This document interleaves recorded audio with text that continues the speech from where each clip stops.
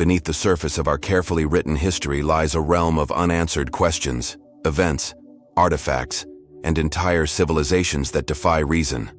They whisper from the shadows of time, challenging the stories we've been told.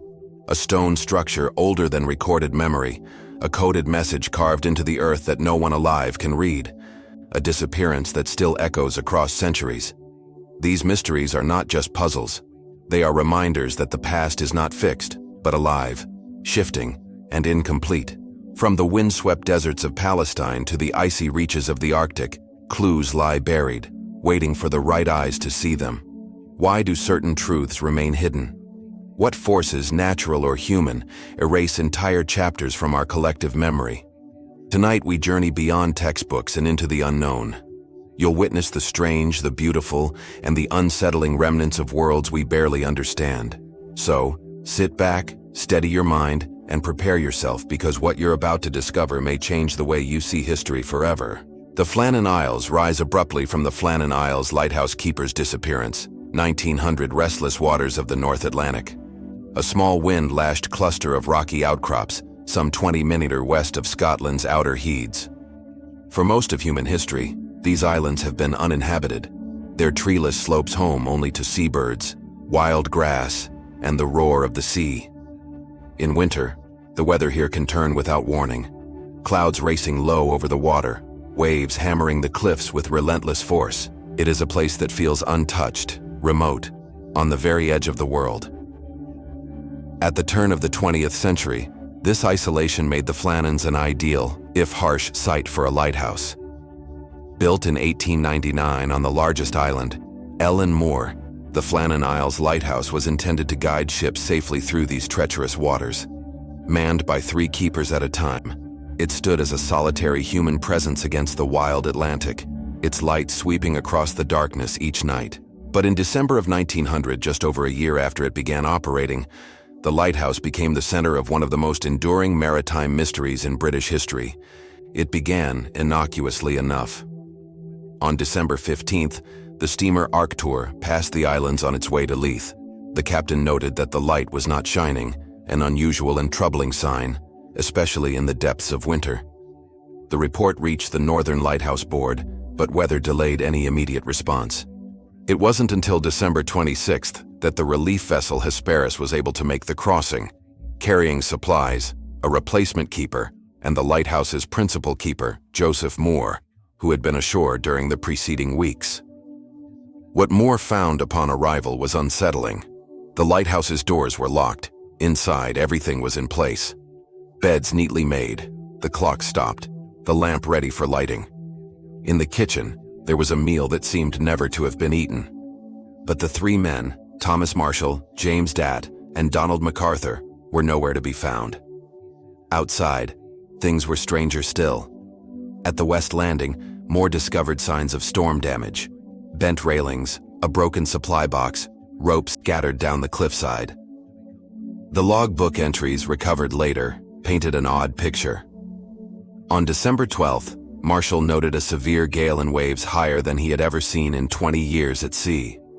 He described the men's growing anxiety, even mentioning that Duke had been very quiet and that MacArthur, known for his toughness, had been reduced to tears. On December 13th, the entries spoke of continued storms and rising seas, despite the fact that meteorological records indicated relatively calm weather in the area at that time. The last entry was dated December 15th, the day the Arctur passed without seeing the light. It simply read, "Storm ended. Sea calm. God is over all." The official investigation concluded that the men had likely been swept away by a sudden massive wave while securing equipment during a storm. The damage to the West Landing supported this theory, as did the dangerous nature of the work, but there were details that didn't quite fit.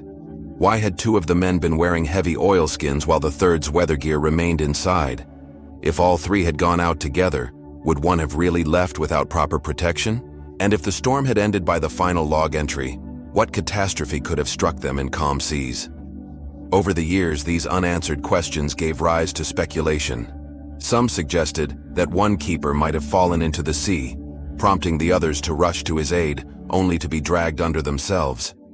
Others floated the idea of a rogue wave, an enormous wall of water known to appear suddenly in open ocean, powerful enough to strip rock from a cliff face. But other theories ventured beyond the realm of the strictly plausible. A few proposed that the men had been caught up in a criminal act. Perhaps a passing ship had landed on the island for illicit purposes, leading to violence and disappearance. More imaginative minds have suggested abduction by foreign agents, by some unknown seafaring group, or even by forces not of this world. A handful of stories weave in older island legends, tales of spirits haunting the Flannans, of ancient Celtic ruins said to be cursed, of a great bird that could carry a man away. There were even whispers about the psychological toll of isolation. Life as a lighthouse keeper was grueling, with weeks spent in close quarters, the endless roar of the sea outside, and the constant vigilance required to keep the light burning. Could one man have succumbed to madness and taken the others with him? No hard evidence ever supported such a claim, but it remained in the public imagination, part of the tapestry of conjecture. In the decades since, the case has resisted closure. Modern re-examinations of the evidence often lean toward a combination of bad luck and the island's treacherous conditions. It's possible that the men, in performing their duties, found themselves in exactly the wrong place at the wrong moment, victims of the sea they had been entrusted to guard against. Yet even this pragmatic explanation leaves an aftertaste of uncertainty. The timing, the odd logbook entries, the absence of certain expected signs, it all leaves the impression that something remains just out of reach. Today, the Flannan Isles lighthouse is automated. No human presence remains on Ellen Moor, save for occasional maintenance crews and the ever-present seabirds. The keeper's disappearance has become part of local lore, told in maritime histories and whispered in pubs along the Hebrides. Standing there now, looking out over the gray Atlantic as the wind sweeps hard across the rock, it is easy to feel the weight of the past pressing in. What truly happened to those three men in December 1900? Was it simply the sea, indifferent, unpredictable, and merciless, that claimed them? Or was there something else, something beyond the reach of our records and reason, that unfolded in those final days? More than a century later, the answer remains as elusive as the men themselves, leaving only the silent light and the restless waves to bear witness. Tucked away in the quiet Bavarian countryside about 70 kilometers Hinterkaifeck murders, 1922 north of Munich, there once stood a lonely farmstead known as Hinterkaifeck, surrounded by fields and dense woodland. It was a place where the wind carried the scent of tilled earth, and the silence after dusk was broken only by the lowing of cattle or the creak of wooden beams in the farmhouse. In 1922, this remote homestead was home to Andreas Gruber, his wife Tazilia, their widowed daughter Victoria Gabrielle, Victoria's two young children, and the family's maid. It was an unremarkable farm by appearance. Weathered walls, a pitched roof under which hay was stored, and outbuildings that seemed to have been there for decades. But in late March of that year, something began to unsettle those who knew the family. A few days before tragedy struck, Andreas mentioned to neighbors that he had discovered strange footprints in the snow leading from the forest to the house, but none returning. Doors and windows had been found unlocked, and at night he heard footsteps in the attic, footsteps he could not explain. A set of house keys had gone missing.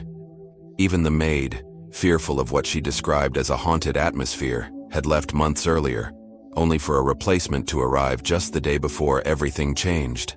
On the evening of March 31, 1922, the farm became the scene of one of Germany's most haunting unsolved crimes. Over the next few days, neighbors noticed the family's absence. Mail went uncollected, and no one was seen tending the animals. When visitors finally entered the property on April 4th, they were met with a sight that would linger in memory and rumor for decades. In the barn, beneath a thin layer of straw, lay the bodies of Andreas, Kazilia, Victoria, and the 7-year-old Kazilia. All bore the marks of brutal blows to the head delivered by a mattock or similar farm tool. Inside the house, in her bed, the family's maid was found dead. In the cradle nearby, the youngest member of the household, 2-year-old Joseph, had been killed as well. The arrangement of the crime scene was as perplexing as it was horrifying. Investigators determined that the victims in the barn had been killed one by one, each lured or forced into the darkness.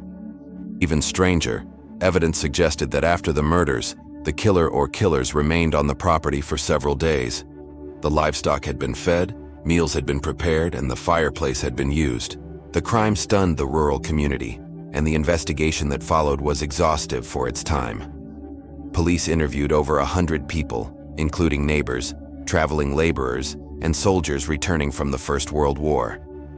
They examined motives ranging from robbery to deeply personal grievances. Money and valuables remained untouched, casting doubt on the theory of a simple burglary gone wrong. Suspicion naturally fell on those who had been close to the family. Some pointed to an ongoing dispute between Andreas and Victoria's late husband's relatives. Others noted that Andreas was rumored to have had an inappropriate relationship with his daughter, a rumor that, if true, might have bred resentment or scandal. Victoria herself had been known to seek the help of a local priest in pressing for her husband's release from a prisoner of war camp, suggesting complicated dynamics within the household. And yet, no one could produce definitive evidence. Theories multiplied in the absence of answers.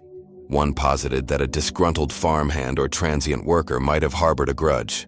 Another speculated that Victoria's rumored romantic involvement with a neighbor had ended badly. And then there were the stranger explanations. Some locals whispered that the footprints Andreas found were not the work of any man from the village, but of something or someone living deep in the forest. Others claimed to have seen lights moving between the trees on the night of the murders. Over time, these stories grew into folklore, giving the crime an eerie, almost supernatural dimension. One particularly unsettling detail lingered in police records. The braided hair of young Cecilia appeared to have been torn out, as though she had struggled violently before death. And yet the rest of the household animals, from the cows to the farm dogs, remained unharmed, suggesting the killer's deliberate restraint, even amid an act of slaughter. The investigation stretched on for years, but each promising lead collapsed under scrutiny. Forensic methods at the time could not provide the kind of clarity modern science might offer. Even exhumations decades later failed to shed light on the case. By the 1950s, the original farmhouse was demolished, its stones carted away, leaving only a memorial at the site where 6 lives were taken. The Hinterkey murders remain officially unsolved. Today, historians and amateur sleuths sift through the surviving police files, comparing notes, analyzing photographs, and revisiting old witness statements. Some hold fast to the idea of a lone killer, a figure driven by a dark obsession or deep resentment who took advantage of the farm's isolation. Others wonder whether more than one person could have been involved, acting in concert and sharing a silence that lasted the rest of their lives. But the deeper question remains, why linger? Why, after committing such a brutal act, would the perpetrator stay in the house, tending animals, eating the family's food, sleeping under their roof? Was it a calculated effort to disguise the crime and delay discovery? Or was it something more disturbing, a need to inhabit the victim's world for a time, as though unwilling to let go? On quiet nights, when the wind sweeps over the empty fields where Hinterkey once stood, it is not hard to imagine the sound of boots crunching in snow, the faint echo of an attic floorboard creaking under unseen weight. The murders sit at the uneasy intersection of fact and speculation, where human violence meets the enduring unknown. And so, more than a century later, the question lingers in the cold Bavarian air. Was the answer to this grim puzzle buried with its victims? Or does someone somewhere still know the truth? In the Tunguska event, 1908 remote heart of Siberia, where the taiga stretches unbroken for hundreds of miles, there lies a land of endless pine and larch, marsh and river. In summer, the air is thick with mosquitoes. In winter, the snow muffles all sound. It is a place few outsiders had ever seen in 1908, a place where the horizon feels infinite and the wilderness swallows anything that enters it. It was here near the Podka Manaya Tunguska River that the stillness was shattered on the morning of June 30th. At approximately 7:17 a.m., a fireball blazed across the clear sky. Witnesses, some living more than 40 miles away, described it as brighter than the sun, trailing a column of light and heat. Moments later, the ground convulsed. A shock wave tore through the forest, flattening trees in all directions, and a deafening roar echoed for minutes. The blast was so powerful that it registered on seismic stations as far away as Great Britain, and atmospheric disturbances were reported across Europe and Asia.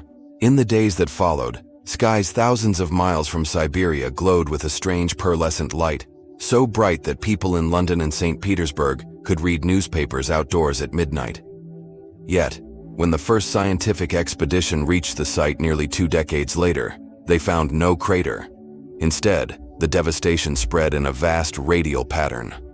Some 80 million trees lay splintered and burned across more than 2,000 square km, their trunks pointing away from a central point like the spokes of a wheel. At the very center, the forest showed signs of intense scorching but no impact depression, as if the destructive force had come from above, not below. The most widely accepted explanation even today is that a small asteroid or comet, perhaps 50 to 60 menos in diameter, entered Earth's atmosphere and exploded at an altitude of 5 to 10 kilometers, releasing the energy equivalent of 10 to 15 megatons of TNT. This airburst would have been powerful enough to flatten the forest while leaving no crater. The absence of large fragments might be explained by the body's composition: a fragile, icy comet nucleus, or a stony asteroid that disintegrated completely in the atmosphere. But questions remain. Why have no definitive fragments ever been recovered? Could the lack of an impact crater be the result of some other phenomenon? And what of the eyewitness accounts describing not one, but multiple explosions, or the strange behavior of animals in the days before the blast? Local Iveni people told of reindeer fleeing the area, of strange winds and sounds that seemed to come from nowhere. Some theories venture further afield. In the decades since, ideas have ranged from the plausible to the speculative. A few researchers have suggested that Tunguska was the result of a rare meteorite composed of antimatter, its contact with the atmosphere annihilating both matter and antimatter in a burst of pure energy. Others have wondered if it could have been a natural gas explosion triggered by a sudden release of methane from beneath the Earth's surface, perhaps ignited by lightning or another atmospheric event. And then there are the more fringe propositions: the notion of a comet carrying alien microbes dispersing biological material across the Earth, or that the explosion was the unintended result of some form of advanced technology, perhaps a test or a malfunction from a distant civilization, ours or another. Intriguingly, in the years following the event, no conclusive human casualties were recorded, though there were reports of nomadic herders being injured or killed by the shockwave. The remoteness of the area may have spared large-scale loss of life, but it also meant that precious evidence was lost to time before investigators could arrive. When Leonid Kulich's 1927 expedition finally reached Tunguska, the forest had already begun to reclaim the scar. Kulich's photographs show matchstick trees laid flat in perfect radial symmetry, nature's own record of the blast. Yet despite his efforts, Kulich found no impactor. He returned multiple times seeking meteorite fragments but left each time empty-handed. The mystery endured in modern times. Satellite imagery and improved field studies have reinforced the airburst hypothesis, but without physical remnants of the object, it remains unconfirmed. Drilling projects in the area have occasionally uncovered microscopic glassy spheres, possibly the fused remnants of meteoritic material, but none have provided the definitive proof needed to close the case. Even now, over a century later, the Tunguska event remains the largest recorded explosion in human history not caused by human hands. It is a reminder that our planet moves through a cosmic shooting gallery, and that on rare occasions something from the heavens can reach down and change the landscape in moments. But it is also a reminder of how much we still do not know about the nature of such events, about the forces that shape our world, and about what might yet come from the sky. Standing in the Tunguska region today, the forest has fully returned, hiding the devastation beneath new growth. The air is heavy with the scent of pine, and the river runs quietly through the land, giving no hint of the violence that once tore through it. And yet for those who know the history, the silence holds a question. Did we truly understand what happened here in 1908? Or does the tiger still guard a secret, one we have yet to uncover? On a warm Witten evening in May 1828, the streets of Nuremberg bustled Caspar Hauser's mysterious life and death, 1828-1833, with the life of a growing Bavarian city. Merchants closed their shops, children darted between carts, and the scent of bread drifted from nearby ovens. Amid this ordinary scene, an extraordinary figure appeared. A young man, perhaps 16 or 17, dressed in coarse, ill-fitting clothes, walking with an awkward, stumbling gait. He carried a sealed letter addressed to a local cavalry captain, and when approached, he spoke haltingly, as if unused to conversation. The letter claimed he had been kept in total isolation for as long as he could remember, confined to a small, dark cell without human contact, except for a faceless caretaker who brought him bread and water. He could barely write his name, Caspar Hauer, and could say little else, repeating only phrases about wanting to be a cavalryman like his father. He seemed bewildered by the world around him, startled by the noise of the streets, unfamiliar with the simplest tools or customs. In the days that followed, the citizens of Nuremberg flocked to see him. Physicians examined him and noted his pale complexion, soft hands, and strange gait. Signs. They thought of someone who had spent his life without sunlight or exercise. His eyes were sensitive to light, his taste for food limited to bread and milk. The story he told, fragmented and childlike, captured the imagination of the public. Speculation about his origins spread quickly. Was he the abandoned child of a noble family hidden away to remove him from a line of succession? Some whispered he was connected to the House of Boden, the victim of a plot to place another heir on the throne. Others thought he might be a fraud, an opportunist weaving a tale to win sympathy. Over time, Caspar began to adapt. He learned to read and write, revealing an intelligence and curiosity that astonished his tutors. But his life was never free from intrigue. In October 1829, he was found in the cellar of his caretaker's home, bleeding from a wound to his forehead. He claimed a masked man had attacked him, warning him never to try to discover his true identity. The attacker was never found. Later in 1830, while living with another guardian, Caspar suffered a knife wound to his head. Again, he spoke of a mysterious assailant. Again, doubts crept in. Some suspected he had harmed himself to keep public interest alive, while others believed the threats against him were very real. In December 1833, while under the care of a schoolmaster in Ansbach, Caspar returned home clutching a deep stab wound to his chest. He claimed a stranger had lured him to the palace gardens with the promise of revealing his parentage, only to stab him and flee. Days later, Caspar died from the injury. In his pocket was a folded note written in mirror script, containing cryptic references to his birthplace and age. The handwriting, investigators noted, bore similarities to Caspar's own. Theories about Caspar's identity multiplied after his death. Supporters of the royal conspiracy theory insisted he was the rightful prince of Boden, hidden away as a child to make way for another heir. Skeptics countered that he had fabricated his life story, perhaps suffering from psychological disturbances or driven by a desire for attention. Modern investigations, including DNA testing of artifacts linked to Caspar, have produced mixed results, some suggesting no link to Boden, others too inconclusive to settle the matter. The inconsistencies in his own accounts, the suspicious nature of his injuries, and the absence of definitive records leave historians divided, and yet certain aspects defy easy dismissal. How did a boy supposedly raised in isolation learn to read and write so quickly? Could his limited early vocabulary and sensitivity to light be explained by anything other than confinement? If he was a fraud, how did he sustain the deception under such intense public scrutiny? If he was genuine, why did attempts on his life, real or staged, seem to shadow him at every turn? Even now, nearly 2 centuries later, Caspar Hauer's story hovers between history and legend. His short life was a collision of innocence and intrigue, of a young man pulled into a web of politics, fascination, and suspicion.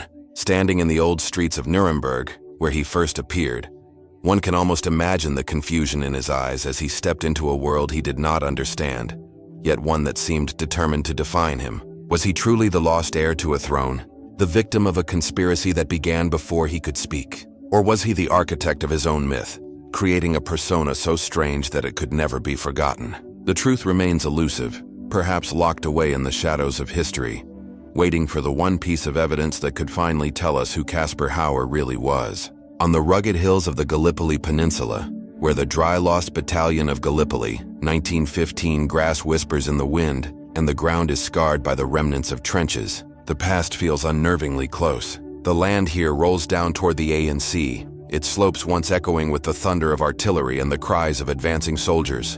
In 1915, during the First World War, these ridges and valleys were the stage for one of the most grueling campaigns in military history, and it was here, amid the dust and gunpowder, that an entire unit seemed to vanish from the pages of time. The story centers on the 15th Battalion of the Norfolk Regiment, part of the British 163rd Brigade.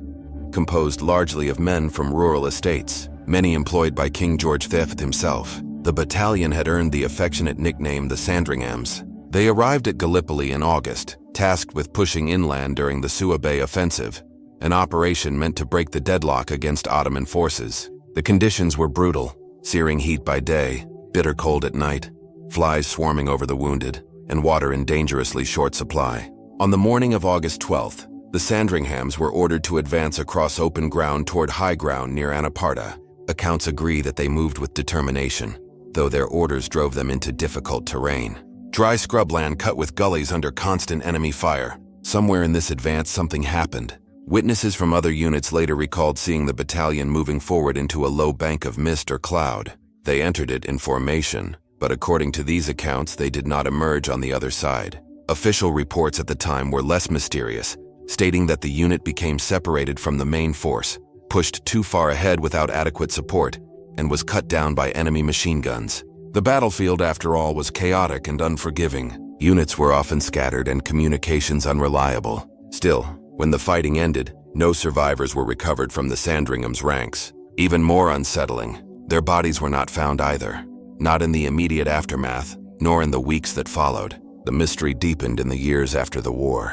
In 1918, when the Gallipoli battlefields were surveyed and war graves registered, search parties did locate remains believed to belong to the missing battalion. Yet the discovery raised more questions than it answered. Some of the bodies were found far from the reported location of their last advance, lying in positions that suggested they had not been hastily buried in battle, but left exposed for some time.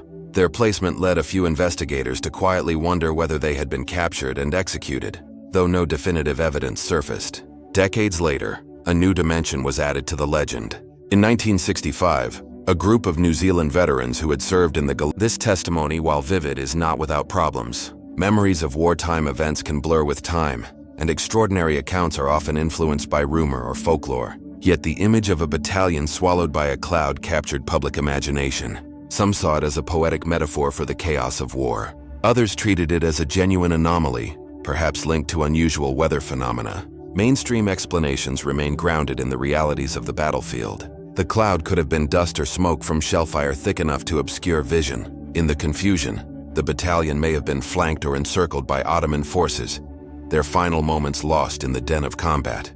The absence of bodies could be explained by the shifting control of the battlefield. Ottoman troops may have buried them in unmarked graves, or the dead may have been scattered over a wider area than initial searches covered. Still, alternative theories persist. Some fringe interpretations lean toward the fantastical, that the battalion was the victim of an unexplainable disappearance, whether through an as yet unknown natural phenomenon or something beyond our understanding.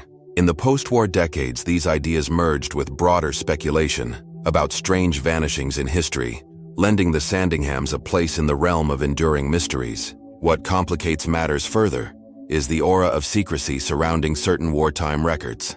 Some researchers have suggested that the British military may have been reluctant to publicize details of the battalion's fate, especially if it involved a disastrous tactical error or the massacre of captured troops. In this interpretation, the mystery is less supernatural than political, a silence maintained to preserve morale and reputation. Yet the legend endures not because of any single theory, but because of the gap between the official record and the human details. The Sandringhams were not faceless soldiers. They were gardeners, grooms, and laborers from royal estates, men with families who expected them to come home.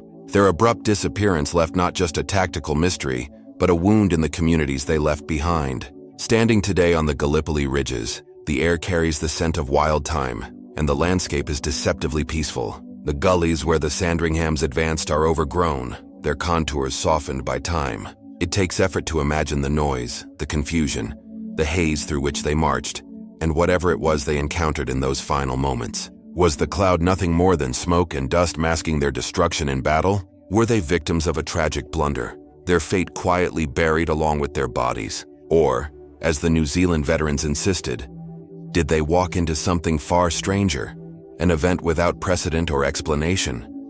Over a century later, the earth of Gallipoli still keeps its secrets, and somewhere in the distance between history and legend, the lost battalion continues its silent march, disappearing into the mist. In the chill of early December 1872, the Atlantic Ocean Mary Celeste abandonment, 1872 stretched endless and gray beneath a restless winter sky. Waves rolled in a steady rhythm, their white crests curling like ghostly fingers.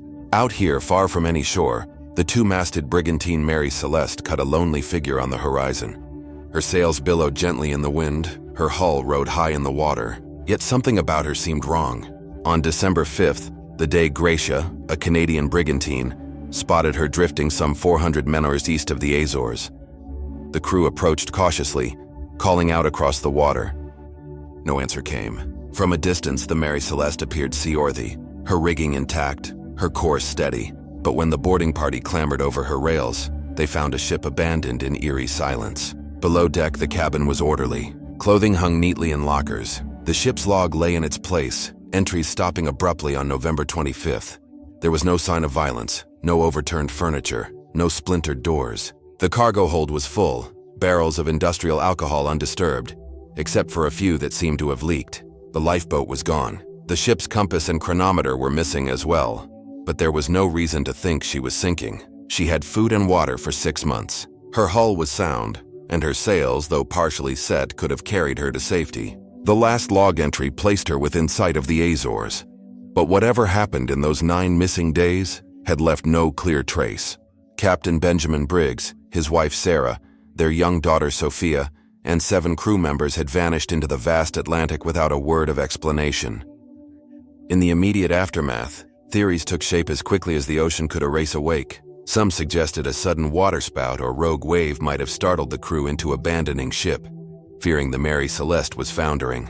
Others speculated that fumes from the alcohol cargo could have escaped from the leaking barrels, creating the smell of impending explosion and prompting a hasty evacuation. Though if so, why had they not returned once the danger passed? Piracy was briefly considered but discounted. Nothing valuable was missing beyond navigational instruments and the lifeboat. Mutiny too was raised as a possibility, yet the lack of any struggle seemed to rule it out.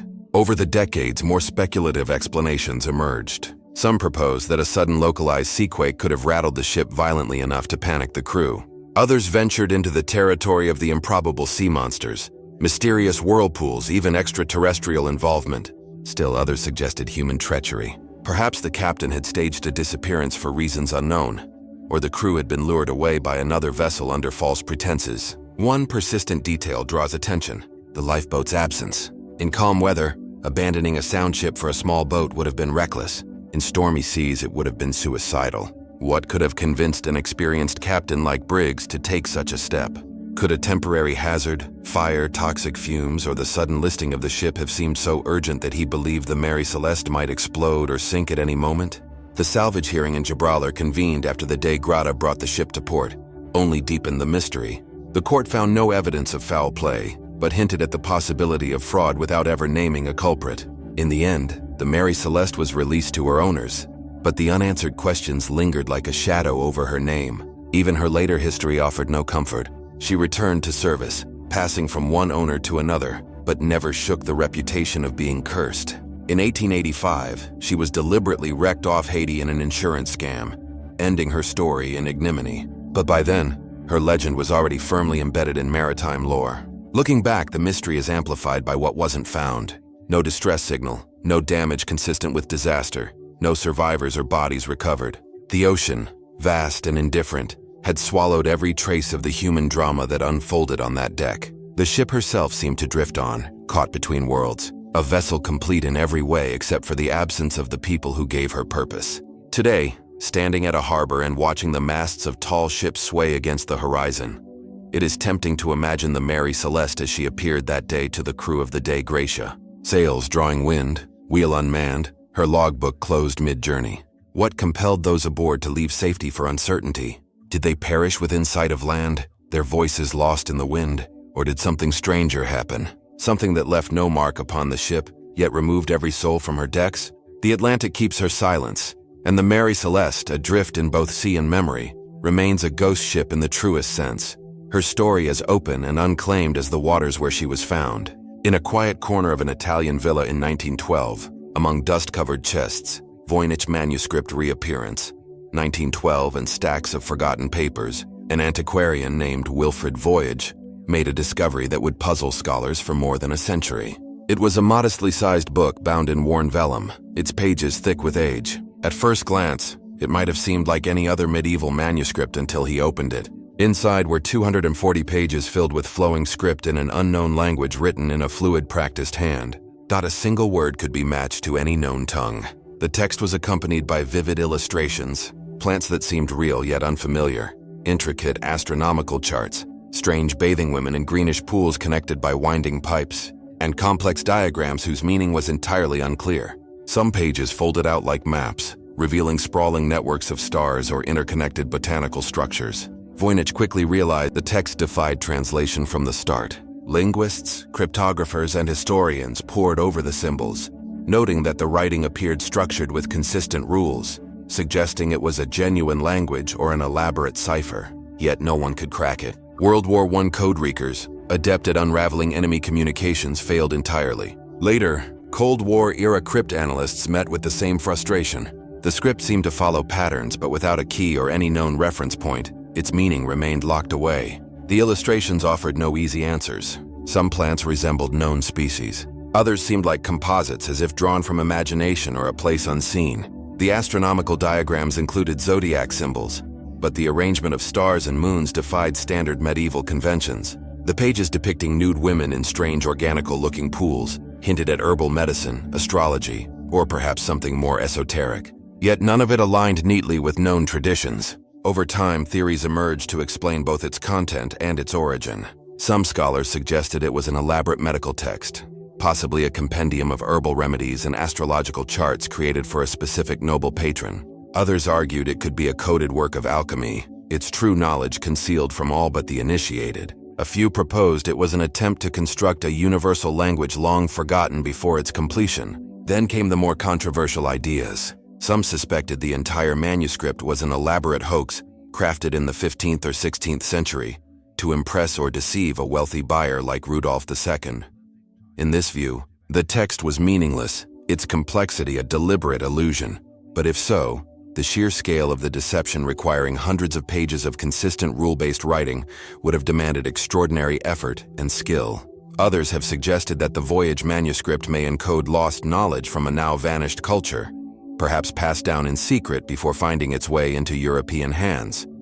And still there are those who entertain the possibility, however remote, that it preserves knowledge from beyond our world. Scientific testing has at least anchored part of the mystery in time. Radiocarbon dating of the vellum places its creation between 1404 and 1438. This means the manuscript is authentically medieval, even if its content remains indecipherable. But knowing when it was made has not brought us closer to knowing why or by whom. The reappearance in 1912 only adds another layer of intrigue. Where had it been during those missing centuries? Who had kept it safe? And why had it never been cataloged or copied into other collections? Was its survival a matter of chance? Or was it deliberately hidden until the right or wrong moment? Today, the manuscript resides in Yale University's Bay Rare Book and Manuscript Library, where it is preserved under carefully controlled conditions. High-resolution scans allow anyone in the world to examine its pages, and amateur and professional code reekers alike continue to try their hand at unlocking its meaning. Yet, despite the efforts of some of the most brilliant cryptographers and AI-assisted analysis, the Voynich script remains stubbornly silent. Looking at its looping, graceful characters, one can almost imagine they were written for someone still yet to come, someone who will understand instinctively what they mean. But perhaps the truth was never meant for us. Perhaps it lies buried in the mind of a long-dead author, who assumed their readers would already know the key, or in a cultural context lost entirely to time. Standing before the glass case that now holds the manuscript, the viewer is struck by the same feeling that must have gripped Wilfrid Voyage in that Italian villa over a century ago, that here is a voice from the past, speaking in a tongue we cannot hear. The question lingers, suspended between history and imagination. Is the Voynich manuscript a record of forgotten knowledge?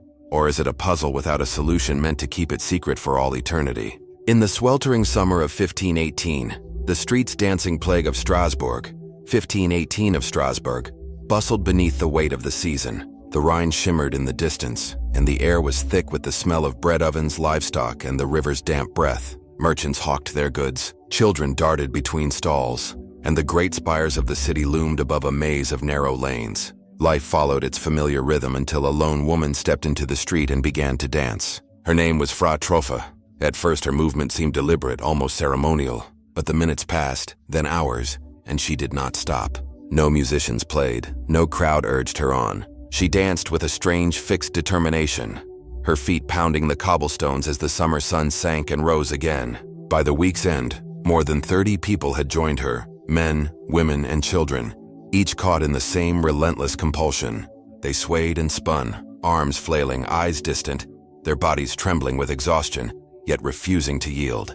Within a month, the number of dancers swelled into the hundreds. Witnesses spoke of people collapsing from sheer fatigue, some dying where they fell. Physicians and civic leaders, baffled by the phenomenon, turned to the medical theory of the time: an excess of hot blood that could be cured only by more dancing. The city erected a stage, hired musicians, and encouraged the afflicted to continue, hoping they would eventually dance themselves back to health. Instead, the frenzy deepened. Historical records, municipal accounts, sermons, and chronicles confirm the outbreak scale, but they do not explain it. Why did so many people over such a short period succumb to the same uncontrollable impulse? Why did it happen here?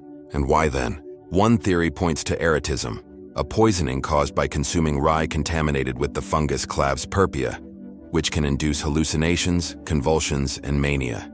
In an age before modern milling and storage, contaminated bread was not uncommon, and the symptoms of ergot poisoning could in theory produce compulsive movement. Yet, this does not fully account for the synchronized, prolonged nature of the Strasbourg outbreak, or why it seemed to spread socially, as if by suggestion. Others have framed the event as a form of mass psychogenic illness, a collective psychological reaction to extreme stress. The early 16th century was a time of profound hardship for Strasbourg's citizens. Famine, disease, and crushing poverty pressed on the population, while the looming weight of religious tension cast long shadows. In this reading, the dancing was not a symptom of physical illness, but a manifestation of desperation, a cultural cry for release that spread through the tightly knit community.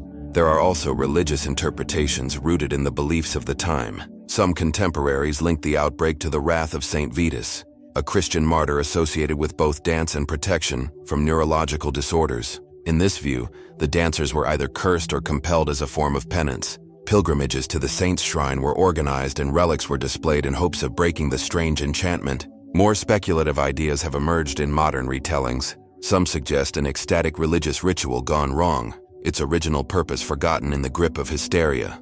Others wonder whether the outbreak was sparked by a secretive cult or sect whose practices spiraled out of control. A few have even speculated on the role of unknown environmental factors, subtle toxins, weather patterns, or diseases that left no trace in the historical record.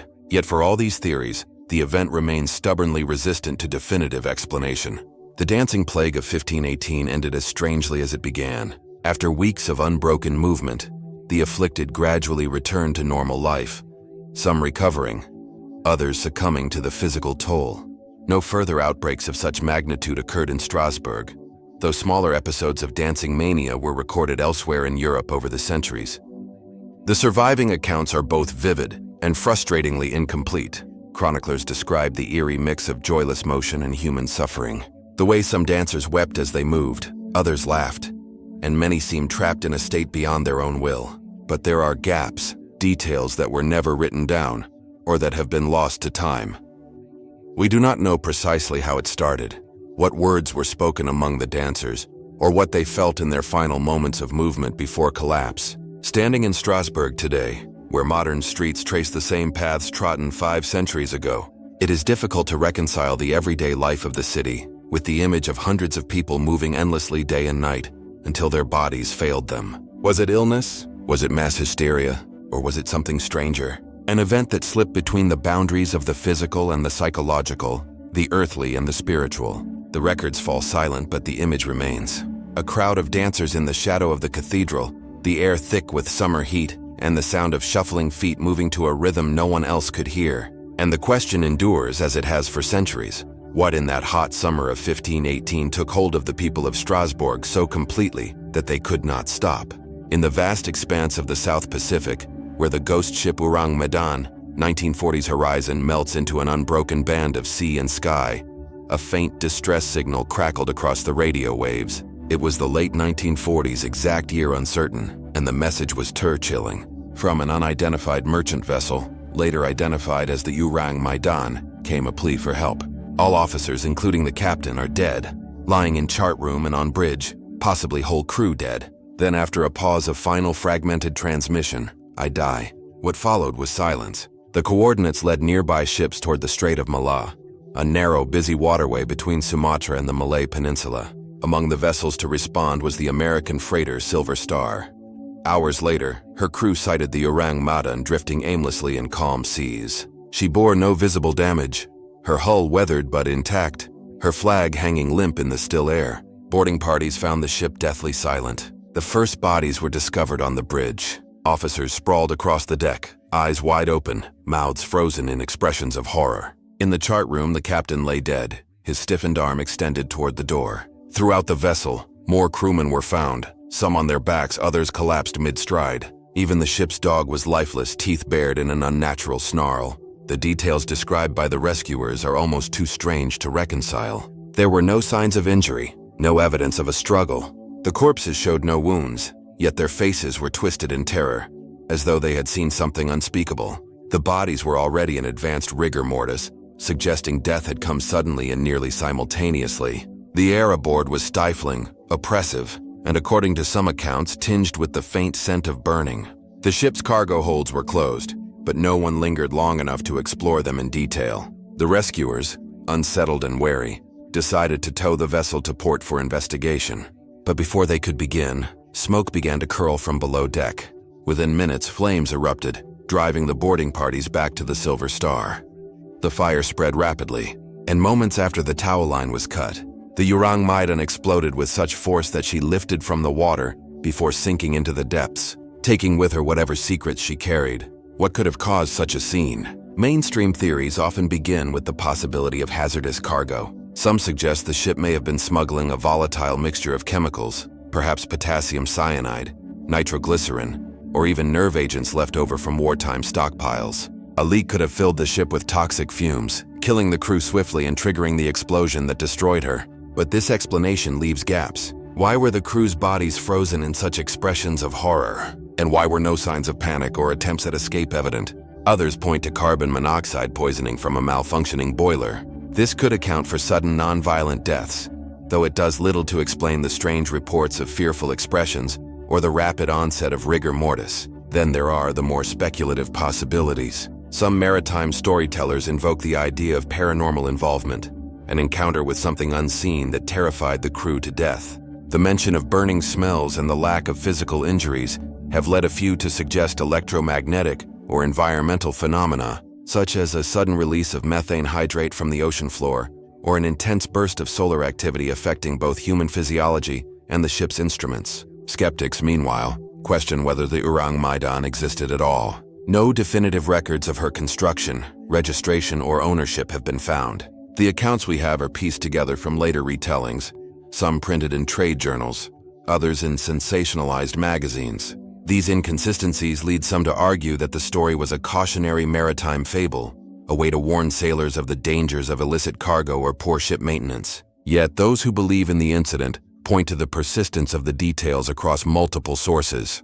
The coordinates, the name of the responding ship, the description of the scene, all echo each other with unnerving consistency. If it was an invention, it was one that refused to fade, resurfacing decade after decade in reports and recollections. Even today, the exact origin of the Urang Maiden story remains murky. Some researchers trace it to a Dutch or East Asian registry, others to a post-war smuggling operation gone fatally wrong. Without the wreck, without official records, the truth is submerged as deeply as the ship itself. What haunts the imagination is the image of that silent vessel, adrift in tropical waters under an empty sky, her decks littered with the still forms of her crew.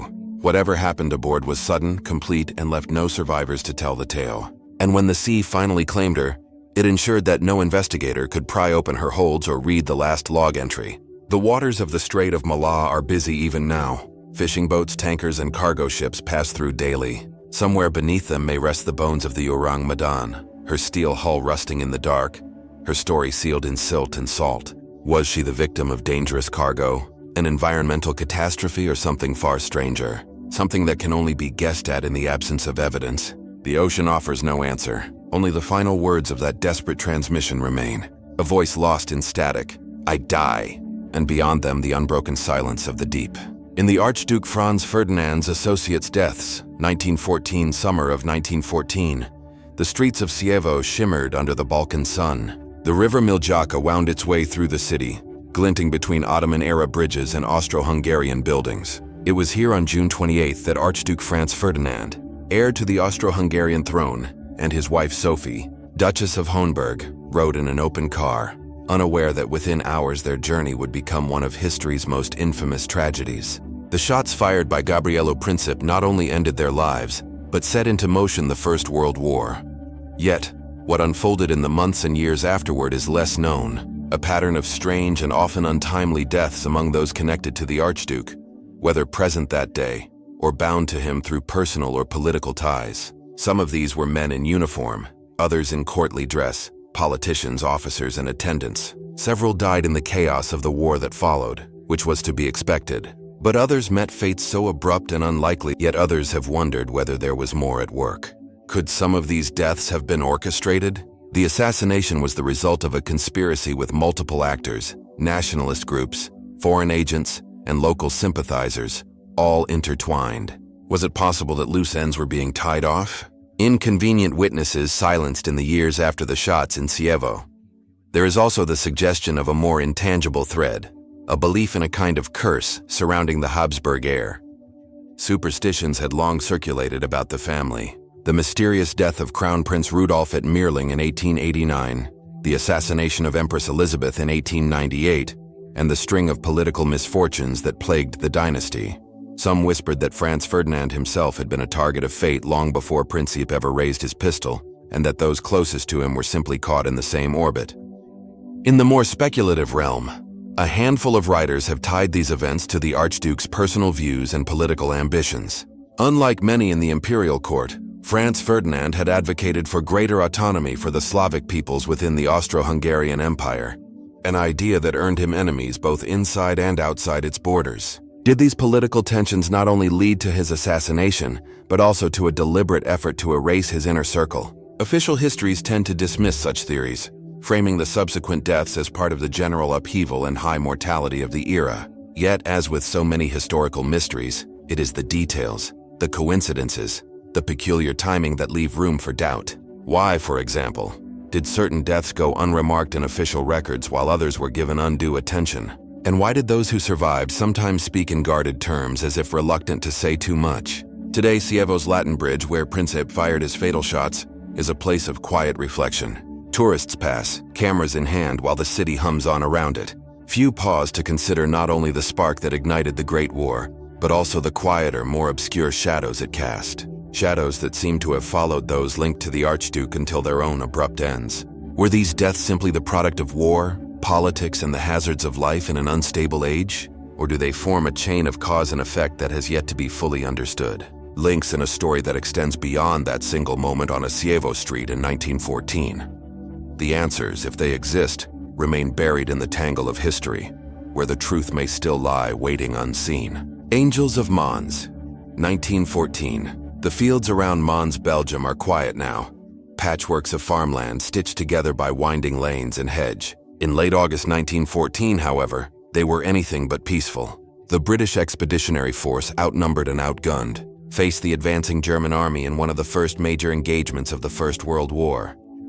The air was thick with cordite and dust, the sharp rattle of rifle fire echoing against the low hills, while columns of smoke rose from villages caught between the lines. By the evening of August 23rd, the British forces were in retreat, pressed hard by a relentless enemy. Men marched and stumbled through exhaustion, their ranks thinning, their morale wearing thin.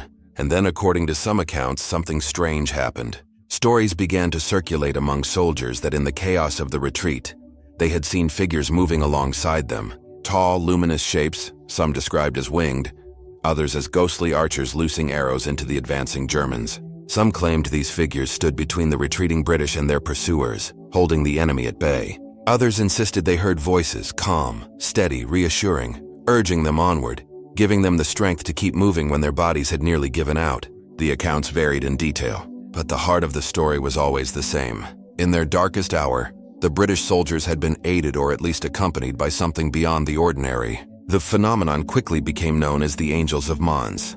Historians note that the origins of the story may lie in a work of fiction. Just days after the battle, Welsh writer Arthur Machen published a short story titled The Bowman in the Evening News. It told of ghostly archers from the Battle of Agen, court appearing to aid British troops at Montserrat, though Machen had presented it as pure invention. The tale resonated so strongly with the public, and perhaps with soldiers desperate for meaning in the slaughter, that many began retelling it as fact. Some claim to have heard similar stories before Machen's work was published, suggesting that the fiction may have tapped into an existing rumor rather than creating it from nothing. From there, the accounts spread, evolving as they were passed along. Some versions dropped the archers entirely, replacing them with angelic beings clad in white, their wings shimmering in the smoke. Others described a blinding light that shielded the British from enemy fire. In yet more, the figures were not angelic at all, but shadowy, faceless guardians who stood silently between the two armies. The mainstream explanation is that the Angels of Mons were a combination of wartime propaganda, misinterpretation, and the effects of extreme fatigue. Soldiers under intense stress, deprived of sleep, food, and water, are prone to hallucinations. Add the haze of smoke, shifting light, and the charged atmosphere of battle, and it is easy to imagine figures taking shape in the mind's eye. The story's rapid spread, fueled by newspapers and church sermons, may have cemented it as truth in the minds of those who needed it to be true. And yet not all dismiss it so easily. Some researchers point to first-hand testimonies given long after the war from soldiers who maintained that what they saw was no trick of light. These men insisted they had been in full control of their senses, and that the figures were as real to them as the enemy across the field. There is also the question of the Germans. Though there is no solid evidence, a few anecdotal accounts suggest that some German soldiers reported hesitating or falling back during the pursuit, claiming they too had seen something unusual on the British line. If such reports were genuine, they might indicate that whatever happened was not solely the product of British imagination. Speculative theories range from the spiritual to the supernatural. Some see the event as divine intervention, a sign that the British cause had heavenly favor in the war's early days. Others place it in the realm of the paranormal, suggesting the appearance of battlefield apparitions, whether echoes of history, as in Machen's fictional archers, or something entirely separate from human conflict. Still others take a psychological view, proposing that the Angels of Mons were a shared vision born of collective desperation, an act of the mind, but one so powerful that it became in effect real for those who experienced it. In this way, the angels were neither wholly fictional nor truly supernatural. They were the product of belief itself, taking form in the crucible of survival. Today, the story occupies an uncertain space between history and legend. The battlefield of Mons is marked by cemeteries and memorials, but no physical evidence of the angels remains, only the words of those who claim to have seen them. In the stillness of the fields, it is difficult to imagine the chaos, the noise, and the fear that might give rise to such a vision. Yet perhaps that is precisely why the tale endures. It offers a moment of light in a war remembered mostly for its darkness. Was it a fabrication born from a writer's imagination and magnified by rumor? Was it a hallucination shared by weary men on the brink of collapse? Or did something truly inexplicable happen on those August days in 1914? Something that stood between life and death, between defeat and survival. The fields of Mons keep their silence, and the angels, if they were ever there, have never returned.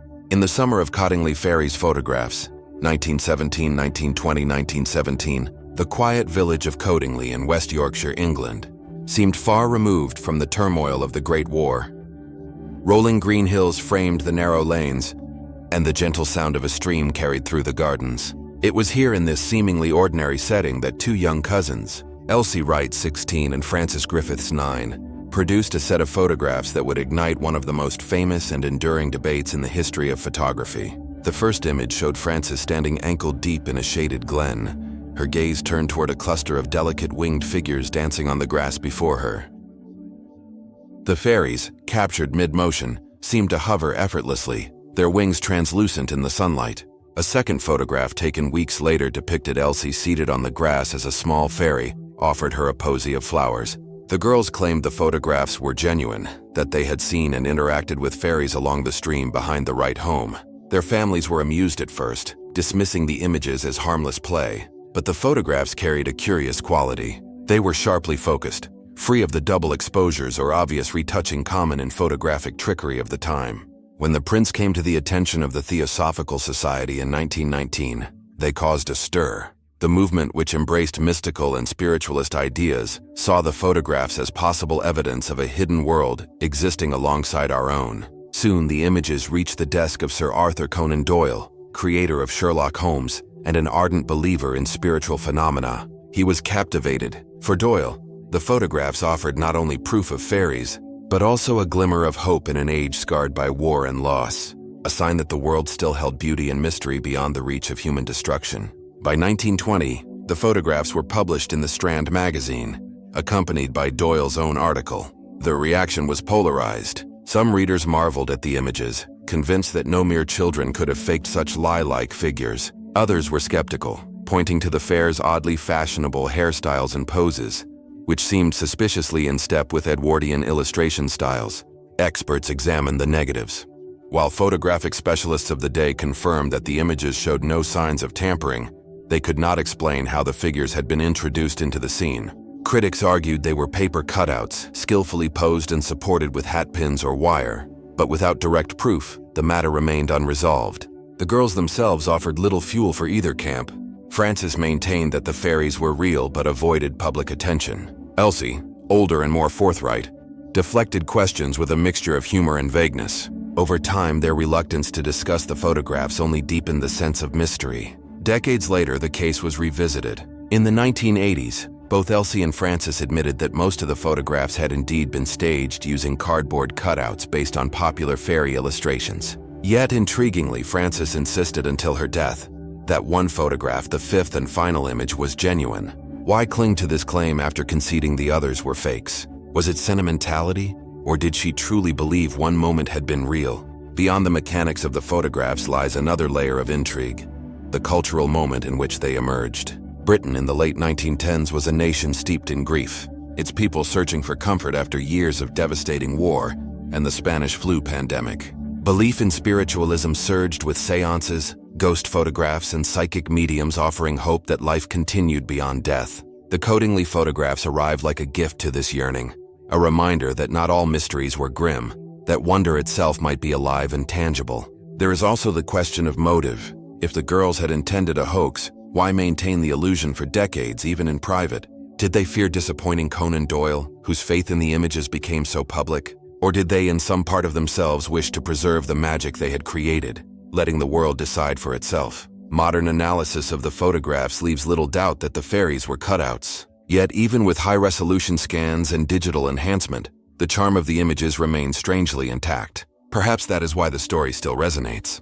It is not just about the photographs, but about the enduring human desire to believe in what lies just beyond our perception. Standing in the leafy glen today, where the stream runs softly over moss-covered stones, it is easy to imagine how two young girls surrounded by the stillness of nature might have felt inspired to bring their own imagined world to life. Yet the lingering question is not merely whether the photographs were real, but why. After all these years, we still care to ask, was the Cottingley affair simply a clever trick that grew beyond its creator's control? Or was it something more, a fleeting encounter with the unknown preserved in grainy black and white?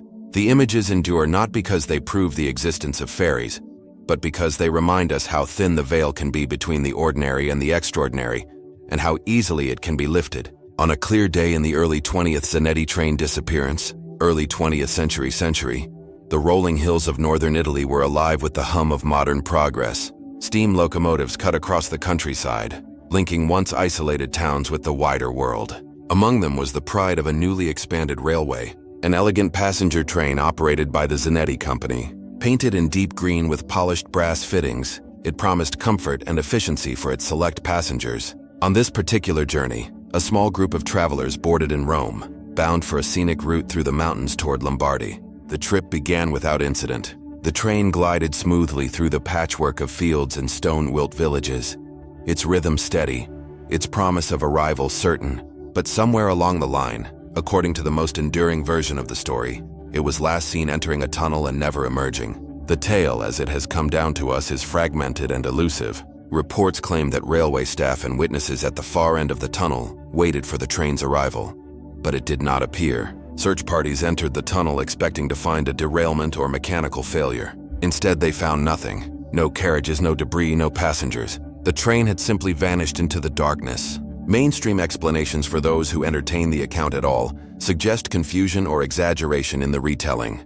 Early rail networks were prone to delays, missouting, or temporary sightings that could remove a train from the expected track.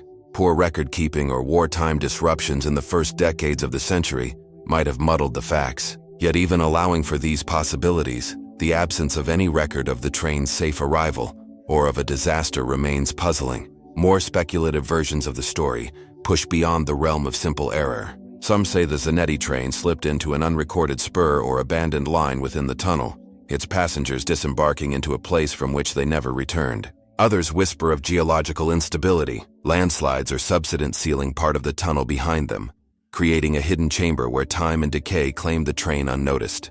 And then there are the stranger accounts that the train and its passengers entered not just the tunnel, but some kind of rift, an unexplained atmospheric or geological anomaly that shifted them out of our time or even our world. In these tellings, the train has been sighted in improbable places and eras, its passengers confused and frightened, wearing the fashions of a vanished age. Skeptics dismiss these reports as urban legend.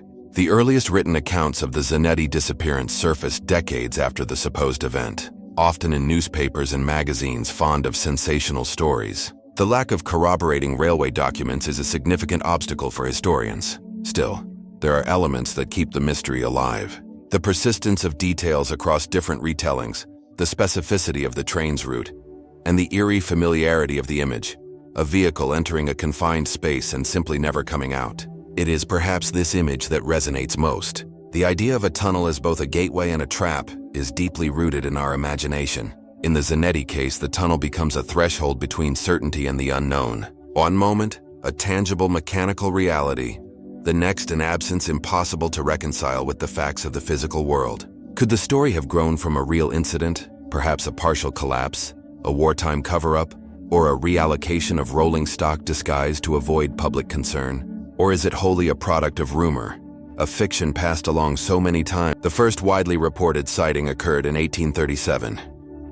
A young servant girl named Mary Stevens was walking through Clapham Common when a tall, cloaked figure leapt from the darkness. She claimed he grasped her with cold, clammy hands and attempted to kiss her, his touch unnatural, his breath suffused with a strange, metallic smell. She screamed and the assailant bounded away with impossible speed, vanishing into the night. Soon after, in January 1838, the phenomenon took on a more sinister shape. Jane Aylop, living in London's East End, answered a knock at her door to find a man claiming to be a police officer. He asked for a light, saying he had caught Spring in nearby. When she returned with a candle, the figure threw back his cloak, revealing a hideous, distorted face, glowing eyes, and the ability to breathe blue and white flames. He clawed at her clothing before retreating into the darkness, leaping over a high garden wall as easily as a man stepping off a curb. The newspapers seized on the story. Reports multiplied of a caped figure with the agility to jump great distances, sometimes across rooftops, sometimes clearing high fences in a single bound. Witnesses described him as wearing a helmet or tight-fitting oilskin suit with talon-like fingers and an otherworldly laugh. In some cases, he assaulted women. In others, he seemed content to terrify by his mere appearance, springing away before anyone could lay hands on him. The authorities, pressured by public fear, offered rewards for his capture. Yet no one was ever conclusively identified. Some believed Spring-Heeled Jack was nothing more than a cruel prankster, possibly an athletic aristocrat with access to specialized equipment such as spring-loaded boots or experimental climbing gear. Others speculated that multiple copycats inspired by the newspapers kept the sightings alive. And yet the reports did not fade quickly. They spread beyond London to the Midlands, to Liverpool, and even to small rural towns. In 1877, Army barracks at Aldershot reported a strange intruder who startled sentries by leaping into view, slapping one soldier, and then escaping with a bound over the guard's head. His leaps were said to cover more than 10 ft at a time, an athletic feat remarkable even today. By the turn of the century, the sightings had grown less frequent but no less strange. In 1904, residents of Liverpool reported a figure resembling the old descriptions, tall, thin, caped, and moving with astonishing agility, leaping from street to street before vanishing into the night. After that, the trail went cold. What was Spring-Heeled Jack? The rational explanations are many. He could have been an eccentric nobleman. Lord Henry Beresford, known for elaborate pranks, was one suspect, using disguise and physical prowess to shock and amuse himself at the public's expense. The flame breathing could be explained by alcohol ignition tricks known to entertainers of the era. While his leaps might have been exaggerated in the retelling, the Victorian press, ever hungry for sensational stories, may have inflated details to keep readers enthralled, and yet other aspects remain harder to dismiss. The sheer geographical spread of sightings spanning decades suggests something more than a single prankster. Could the phenomenon have been a kind of enduring urban legend fueled by fear and imagination, with isolated incidents misattributed to the same figure? Or was there truly someone or something capable of such feats whose identity was never uncovered? A few more speculative theories push the boundaries further. Some have suggested that Spring healed Jack's abilities, particularly his prodigious leaps and glowing eyes. Hint at technology or knowledge far ahead of its time. Perhaps an experimental device lost to history. Others leaning into the supernatural cast him as a folkloric figure reborn in the industrial age, a trickster spirit or demonic entity, taking delight in unsettling a city in the throes of rapid change. Even now, the mystery lingers in the edges of history. The surviving police reports, though sparse, align closely with the most sensational press accounts, lending the legend a foundation of credibility. No definitive suspect was ever named, no final sighting confirmed. Like the gaslit streets he once haunted, Spring-heeled Jack remains half in shadow, a blend of documented fact and unresolvable speculation. And so we are left to wonder, was he flesh and blood, a clever and agile man who slipped through the cracks of history? Or was he something else entirely? A phantom born of fear, gossip, and the restless imagination of a city at the dawn of modernity. The streets he once leapt across have long since changed, but perhaps somewhere in the restless corners of London's night, the echo of his bounding steps can still be heard. The winter of death of Grigory Rasputin, 1916 Petrograd in 1916, was unforgiving. Snow falling in heavy silence over the frozen Neva, the streets muffled beneath drifts, and the black spires of the city's churches piercing a lean sky.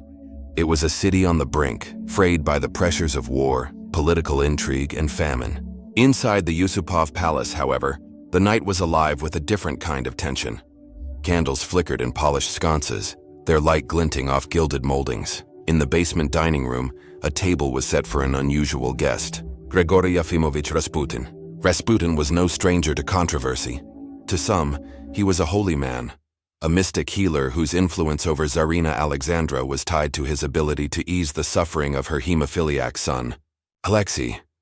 To others, he was a dangerous charlatan whose proximity to the royal family threatened the stability of the empire. His name had become a rallying cry for critics of the monarchy, and his rumored excesses, drunkenness, womanizing, political manipulation, only added fuel to the fire. On the night of December 29th, Old Style, Rasputin accepted an invitation from Prince Felix Yusupov. The prince's stated purpose was friendly, music, conversation, perhaps a late supper. In truth, it was part of a plot. Several conspirators, including Grand Duke Dmitry Pavlovich and politician Vladimir Purishkevich, had decided that Rasputin's death was necessary to save Russia from collapse. According to the official account given by Yusupov, the murder unfolded in a series of almost unbelievable stages. In the candlelit basement, Rasputin was offered cakes and wine laced with potassium cyanide, enough supposedly to kill several men. Yet Yusupov claimed Rasputin ate and drank freely, showing no signs of distress. Hours passed. The conspirators, growing desperate, resorted to violence. Yusupov returned to the basement with a revolver and shot Rasputin in the chest. Believing him dead, they began to discuss how to dispose of the body. But Yusupov later swore that Rasputin stirred, rose to his feet, and lunged toward the door. He ran into the courtyard, pursued by Purishkevich, who fired several shots, 2 striking their target. Even then, the mad monk struggled, according to the conspirators, until finally collapsing. His body was bound, wrapped, and carried to a bridge over the frozen Neva, where it was dropped into a hole in the ice. When Rasputin's corpse was recovered days later, autopsy reports, though conflicting, added more fuel to the mystery. Some versions suggested water in the lungs, implying he was still alive when submerged. Others recorded no such evidence. The number and placement of the bullet wounds varied between accounts, as did the presence of poison. Official documentation from the autopsy has never fully resolved these contradictions, and some records disappeared during the revolution that followed. From these uncertainties, speculation flourished. Was Yusupov's dramatic telling and embellishment meant to enhance the conspirators' courage? Or was Rasputin truly as difficult to kill as legend claims? Could the cyanide have lost its potency if baked, rendering the initial attempt harmless? Or did the poisoner intentionally omit it, preferring to rely on bullets to ensure the deed? There are darker theories still. Some historians have proposed that British intelligence may have had a hand in the killing. Rasputin had reportedly urged the Tsarina to push for peace with Germany, an outcome that would have freed German troops from the Eastern Front and endangered Britain's position in the war. Was the erratic mystic eliminated not only by Russian nobles but with foreign assistance, his death masked by the chaos of the conspirators? Tale and what of Rasputin's own foreboding prophecy? Written weeks before his death in a letter to Tsar Nicholas II, he warned that if he were killed by commoners, the monarchy would endure, but if he died at the hands of nobles, the Romanov dynasty would fall within 2 years. The words proved eerily accurate. Less than 15 months later, Tsar abdicated. Within 2 years, the royal family was executed in Ekaterinburg. Today, the Yusupov Palace still stands, its basement restored to the appearance it held on that fateful night. Tourists can walk the same narrow corridor, stand before the same heavy door, and imagine the moment when the plotters believed they had finally rid themselves of the man they saw as a corrupting force. And yet, for all the retellings, the truth remains elusive. Did Rasputin's death play out as Yusupov described, a near-mythic struggle against fate? Or was it a simpler, more clinical killing later shrouded in dramatic flourish to capture the public imagination? In the end, Rasputin's death is a puzzle with too many missing pieces, contradictory testimonies, vanished records, and a legend that grew faster than the facts could be confirmed. What is certain is that his end did not halt the unraveling of the Russian Empire. If anything, it signaled that the final collapse was already underway. Yet the lingering question endures, whispering through the cold halls of the Yusupov Palace and across the ice of the Neva. Was Rasputin merely a man undone by political enemies? Or did something about him, his influence, his presence, his very being, make his death as strange and enduring as the life he lived? The waters off the Isle of Wight HMS Eurydice disaster with apparitions, 1878, can seem deceptively gentle. Broad open stretches of the English Channel that on calm days shimmer with a silvery light. But on March 24, 1878, those waters turned treacherous with little warning. HMS Eurydice, a 26-gun Royal Navy corvette returning from a training voyage in the West Indies, sailed toward Portsmouth under full sail. The day was bright, the wind steady, and the cliffs of the island were already in sight. For the men aboard, more than 300 officers and crew, it must have felt like the journey's end was finally in reach. Then the weather changed. Without warning, a fierce Arctic squall swept in from the northeast, bringing snow, freezing temperatures, and winds strong enough to rip sails from their rigging. In minutes, the Eurydice was caught broadside. Her masts groaning under the force of the gale, she heeled sharply, water rushing across her decks. In the chaos, she took on water faster than the pumps could clear it. Within half an hour, the ship had capsized and sunk, dragging most of her crew down into the icy depths. Only 2 men survived. The disaster shocked Britain.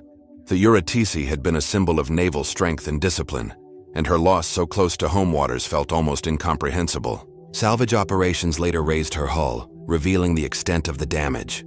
But the explanations offered by naval inquiry, while logical in terms of weather and seamanship, did little to soothe the public imagination. In the years that followed, a stranger chapter to the Eurydice story began to unfold. Sailors, fishermen, and even passengers aboard passing vessels began reporting sightings of a fully rigged ship gliding silently through the waters off the Isle of Wight. Its sails billowing, its form startlingly clear, yet its movements eerily smooth. Some claimed the ship vanished abruptly when approached, dissolving into mist or fading into the horizon.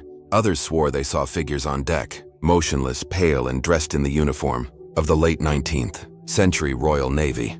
One of the most well-known accounts came decades later when submariner Commander F. Lipcomb claimed to have seen the Phantom while sailing past the same stretch of coast. He described the ship in detail, identifying her unmistakably as the Eurydice, even though she had been lying at the bottom of the channel for many years. Could these sightings be illusions? Maritime historians often point to atmospheric phenomena such as fata morgana, mirages caused by layers of warm and cold air, bending light and projecting distant ships into the sky or onto the horizon.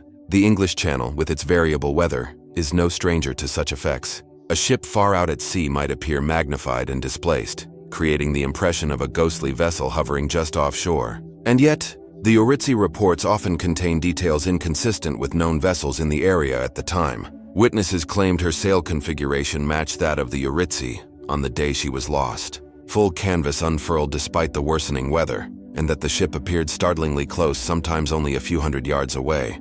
Could so many unrelated observers have mistaken an ordinary vessel for the same long-lost corvette? There is also the curious persistence of the legend. While many ghost ship stories fade over time, sightings of the Uritzi continued well into the 20th century, told by seasoned sailors who had little to gain from repeating such tales. Some even claimed the phantom ship was an omen, that those who saw her would encounter misfortune at sea soon after. In the more speculative corners of maritime lore, the Uritzi's apparitions are seen as a kind of residual haunting, the final moments of her ill-fated voyage imprinted on the waters where she sank. If such an imprint exists, does it replay endlessly?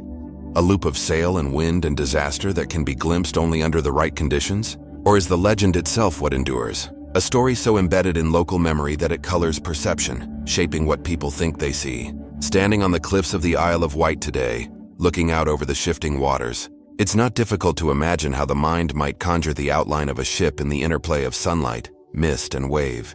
But it's equally easy to picture the real Uritzi on that March afternoon, her crew fighting the wind, the snow blinding their eyes, the shore so close and yet already beyond their reach. The wreck lies silent now, but the legend sails on. Was the phantom Uritzi ever truly seen? Her decks manned by the shades of those lost in the squall? Or is her ghost no more than a reflection of our own fascination with the thin, shifting line between history and myth? The sea, as always, keeps its secrets. Belle Epoque Phantom Airship Wave, 1896–1913. In the twilight skies of the late 19th and early 20th centuries, long before powered flight was commonplace, strange shapes began to appear, silent, elongated forms drifting against the evening clouds, their outlines just discernible in the fading light. This was the Belle Epoque, an era of elegance and optimism in Europe and the United States, but also a time of rapid technological change where the boundaries between the possible and the impossible seemed to blur. It was in this atmosphere that reports of mysterious phantom airships began to spread. The first major wave occurred in the winter of 1896 to 1897 in the United States, when newspapers from California to the Midwest began carrying eyewitness accounts. Farmers, policemen, and city dwellers alike described large cigar-shaped craft moving slowly overhead, often equipped with bright searchlights that swept the ground below. Some claimed to hear the sound of engines or voices. Others said the vessels hovered in complete silence. In a few extraordinary reports, witnesses claimed to see human figures aboard, sometimes waving down to those on the ground. The sightings soon crossed the Atlantic. By the early 1900s, similar craft were being reported in Britain, New Zealand, and parts of mainland Europe. This phantom airship wave reached another peak in 1912 to 1913, particularly in the British Isles. These later sightings came at a time of growing political tension, and many in the press speculated that the mysterious craft were advanced German Zeppelins, conducting clandestine reconnaissance. Yet the German government denied any such activity, and no conclusive evidence ever emerged to support the theory. Descriptions of the airships varied, but certain elements recurred. Long cylindrical hulls, powerful forward-facing lights, and the ability to maneuver in ways that seemed far ahead of known aviation capabilities of the day. This was years before the Wright brothers' first powered flight in 1903 became widely recognized, and decades before large, rigid airships would be seen in regular operation. How could these advanced craft exist in such numbers without official acknowledgement? Mainstream explanations for the sightings tend to focus on misidentification. In the 1890s and early 1900s, experimental balloons and early dirigibles were being built by inventors in both Europe and America. Some of these were privately funded projects, their trials conducted in semi-secret. A few may have been witnessed, by chance, inspiring exaggerated retellings in newspapers hungry for sensational stories. The bright lights, meanwhile, could have been lanterns or early electric lamps, their beams magnified by atmospheric conditions. Another plausible explanation lies in the psychology of the times. The Belle Epoque was a period when science, engineering, and exploration captured the public imagination. News of each new invention spread quickly, and people were primed to expect and perhaps to see marvels in the sky. A strange light or shadow could be transformed in the mind of an observer into a fully formed airship, especially when reinforced by repeated stories in the press. Yet, some details defy easy dismissal. A number of reports came from experienced observers, mariners, engineers, or military personnel, accustomed to judging distance and speed. Some of these accounts included maneuvers that seemed too precise for the lighter-than aircraft of the day, such as abrupt changes in direction or acceleration against the wind. A few witnesses even claimed the craft descended vertically at great speed, vanishing into the clouds. In more speculative circles, the phantom airships have been linked to the idea of mystery inventors, individuals or small groups who had achieved breakthroughs in propulsion or aerodynamics far ahead of their contemporaries. If such inventors existed, why did their technology vanish from history? Were their designs suppressed, lost, or perhaps so flawed that they could not be developed further? Others reach further still, suggesting the airships were not human inventions at all. Some modern researchers have reinterpreted the sightings as an early wave of what would later be called UFO phenomena, adapted to the technological imagery of the era. In this view, the craft appeared in forms familiar enough to be accepted by contemporary witnesses, hence their resemblance to dirigibles rather than to the more unconventional shapes reported in later decades. Whatever their origin, the phantom airship wave faded almost as suddenly as it began. By the start of the First World War in 1914, sightings became rare, replaced by reports of real military aircraft. The great airship programs of Germany, Britain, and other nations would soon dominate the skies in full view of the public, and the earlier mystery craft slipped into the realm of legend. Today, the reports survive in old newspaper archives, private diaries, and local histories. Some read like fanciful fiction. Others carry the matter-of-fact tone of a witness, simply describing what they saw. Together, they paint a picture of a world on the cusp of flight, glimpsing shapes in the sky that seem to come from the future or from somewhere else entirely. Were these phantom airships the work of pioneering inventors whose names have been lost to time? Were they misperceptions amplified by a public eager for technological wonders? Or were they something more enigmatic, an early chapter in a mystery that still plays out in our skies today? The answers remain elusive, hidden somewhere between history, imagination, and the vast uncharted air above. In the rolling countryside of Suffolk, England, green children of Woolpit, 12th century, the village of Woolpit still sits much as it did centuries ago, its name a reminder of the deep pits once used to trap wolves in the 12th century.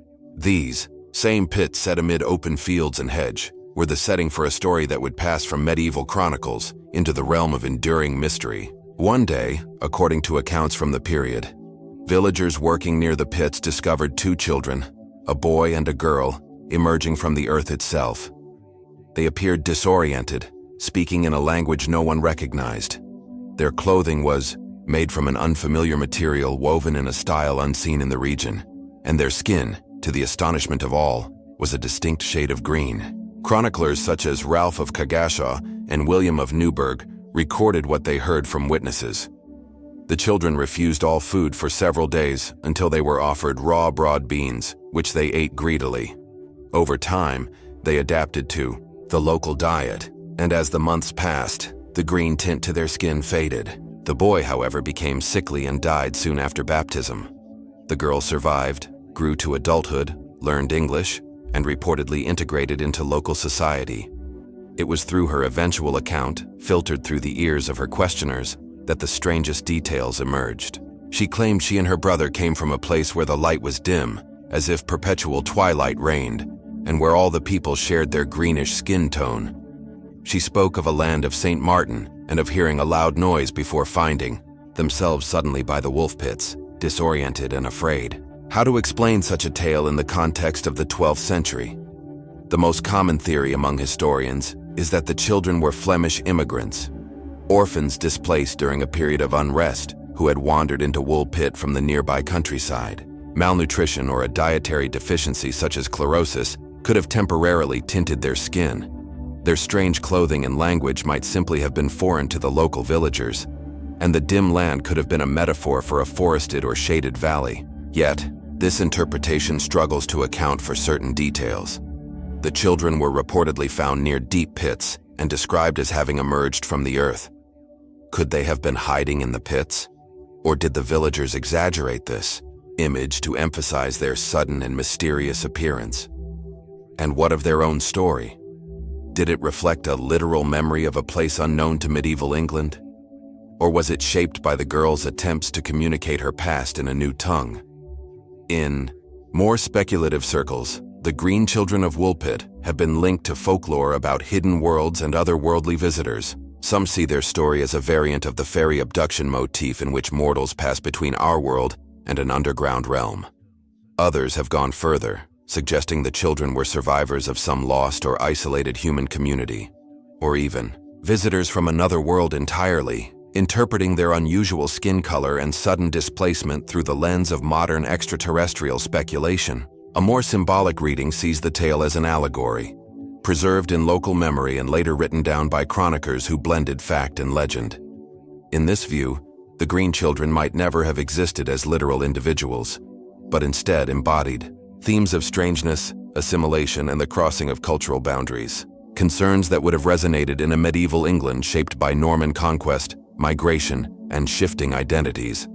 And yet, the historical records remain tantalizingly specific. Both Ralph of Coggeshall and William of Newburgh were respected chroniclers, not known for fabricating outright fantasies, and they recorded the story within decades of its supposed occurrence. While they freely admitted they could not explain it, they seemed convinced that something unusual had indeed taken place in Woolpit. Today, the village retains echoes of the story and its local heritage, and the Green Children remain a subject of fascination for historians, folklorists, and mystery seekers alike. The site of the old wolf pits has long since changed, the landscape softened by centuries of farming, but it is still possible to stand in the fields and imagine two children speaking a language no one understands, stepping hesitantly into the light of a world they had never known. Were they lost travelers from a nearby village, their strangeness magnified by time and retelling, survivors of an unknown community? Or did they truly come from a place beyond the ordinary boundaries of our world? A place where the sun never fully rose and the people bore the green of that eternal twilight in their skin. The answer, if it exists, lies buried deep in the centuries between their arrival and our own time, leaving only the story and the question. In the spring of 1876, death of Charles Bravo. 1876, the Priory, an elegant house in the London suburb of Balham, stood behind manicured gardens and row-iron gates, a picture of Victorian respectability. Inside, its high ceiling rooms were appointed with fine furniture and heavy drapes, the air scented faintly with polished wood and coal smoke. Yet on the evening of April 18th, this calm facade would give way to a scene of confusion and dread that would baffle investigators for generations. Charles Bravo, a 30-year-old barrister, had been married only a few months to Florence Ricardo, a wealthy widow with a complicated past. Their marriage was, by all outward appearances, a respectable union, but behind closed doors it was strained, plagued by quarrels over money, independence, and household control. On that April evening, Bravo suddenly collapsed after dinner, gripped by agonizing cramps and vomiting. His condition worsened rapidly and a doctor was summoned. Over the next 2 days, Bravo suffered intense pain, drifting in and out of consciousness. Medical examination revealed the cause: antimony poisoning, specifically tartar emetic, a substance often used in small doses as a medicine, but deadly in larger quantities. When questioned, Bravo offered no explanation for how he had ingested the poison, insisting he had taken nothing unusual. On April 21st, he died, leaving behind more questions than answers. The inquest that followed riveted Victorian society. The coroner's court delved into the tangled web of relationships within the Priory.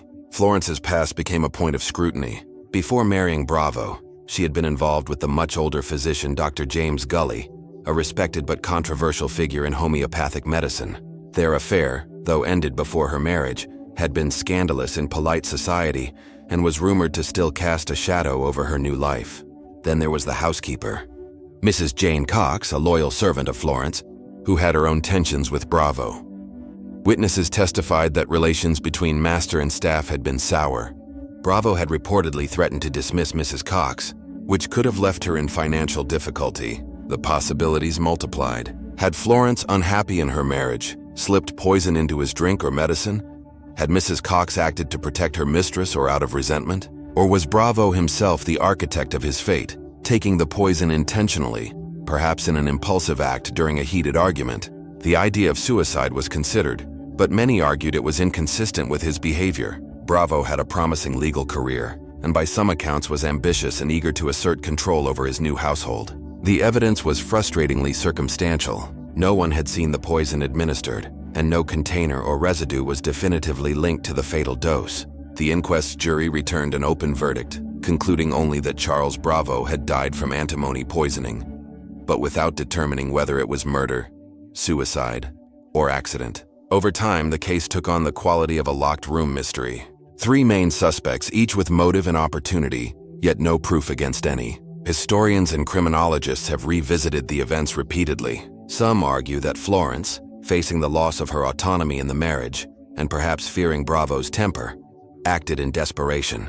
Others suggest Mrs. Cox, fearing dismissal, sought to rid the household of the man threatening her livelihood. A smaller group maintains that Bravo may have dosed himself either as a misguided attempt to make himself ill and elicit sympathy, or as a deliberate escape from a marital standoff gone too far. In more speculative corners, the case has been viewed through the lens of Victorian attitudes toward gender, class, and respectability. Was the truth obscured by the reluctance of the jury to fully implicate a woman of Florence's standing, or by an unwillingness to tarnish the reputation of a rising barrister without clear evidence? Did the social dynamics of the time prevent witnesses from speaking openly about what they knew?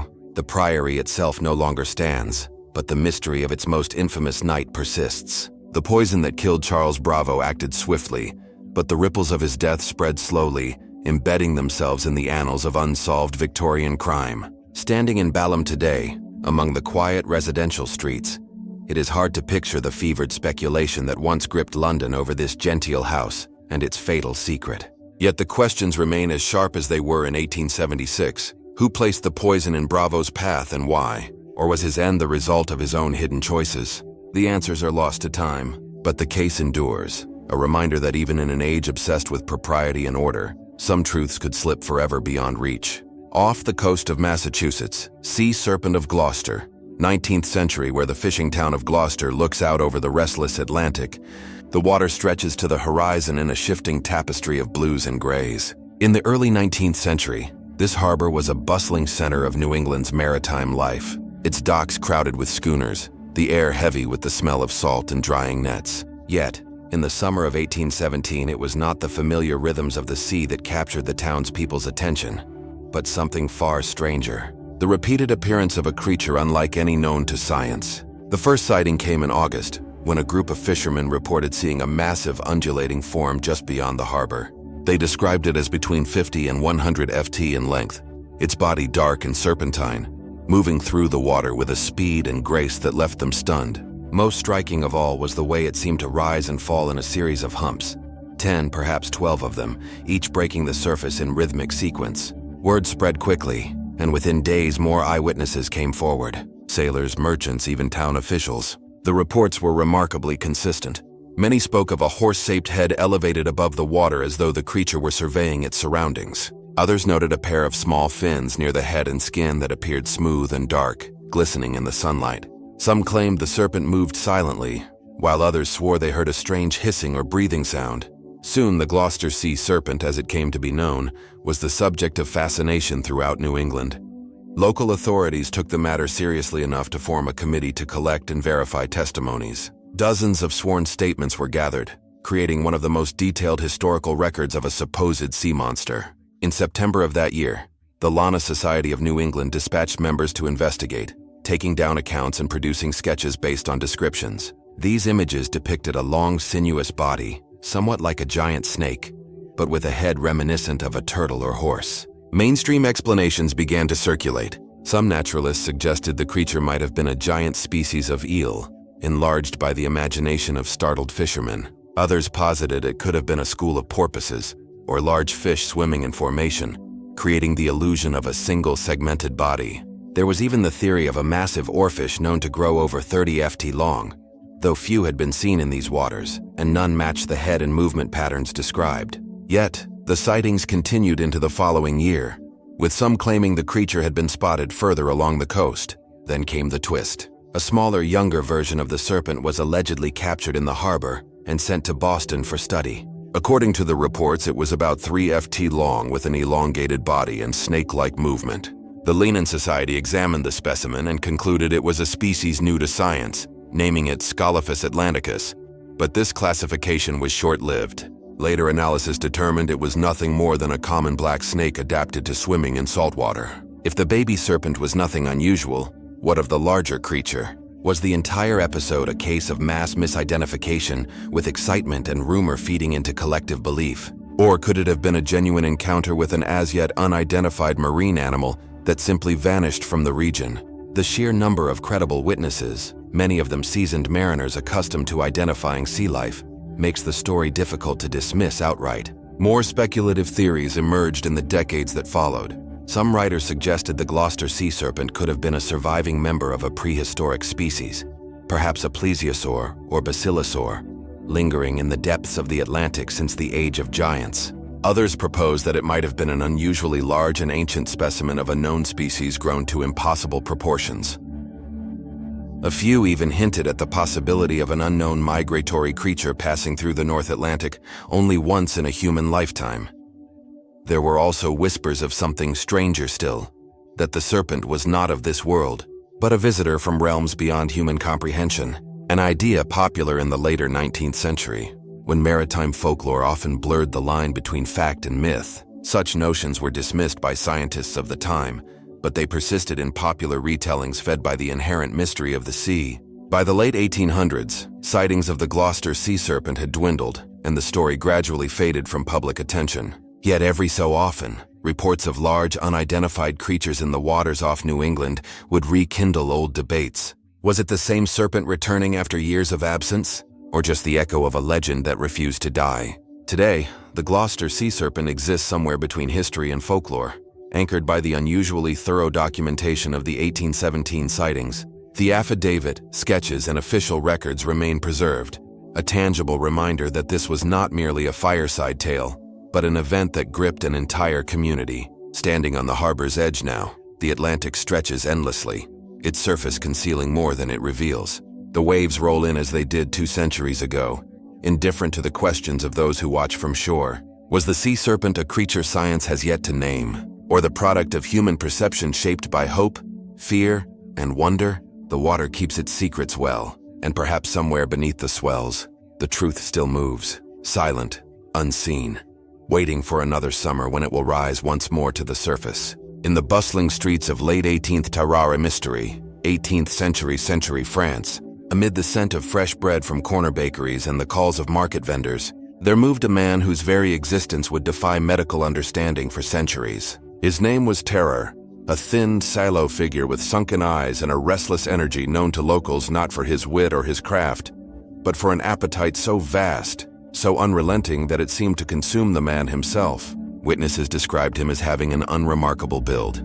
even underweight, yet capable of eating in a single sitting what could feed a family for days. His skin hung loosely, stretching and folding in strange ways, as though his body were built to expand beyond normal human limits.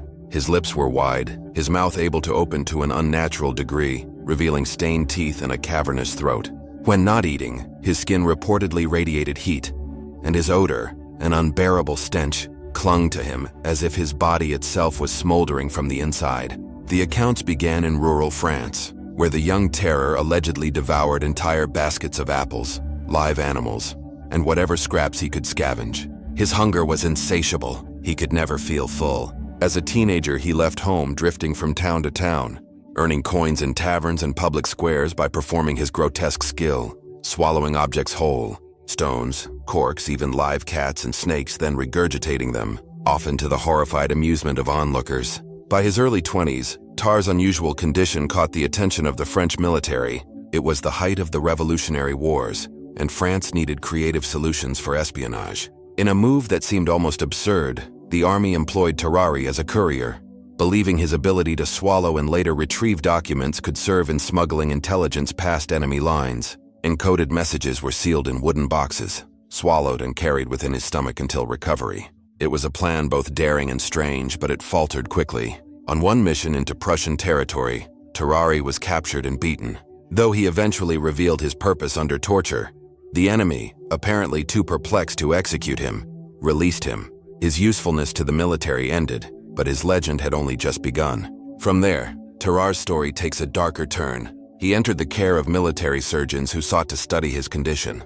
He was given quadruple rations yet remained unsatisfied, often searching through refugee piles or sneaking into areas where food was stored. According to one report, he was found drinking the blood of patients undergoing bloodletting, and in another disturbing account, attempting to consume corpses in the morgue. Then came the incident that pushed his story into the realm of horror. A toddler vanished from the hospital where terror was being observed. Suspicion immediately fell upon him.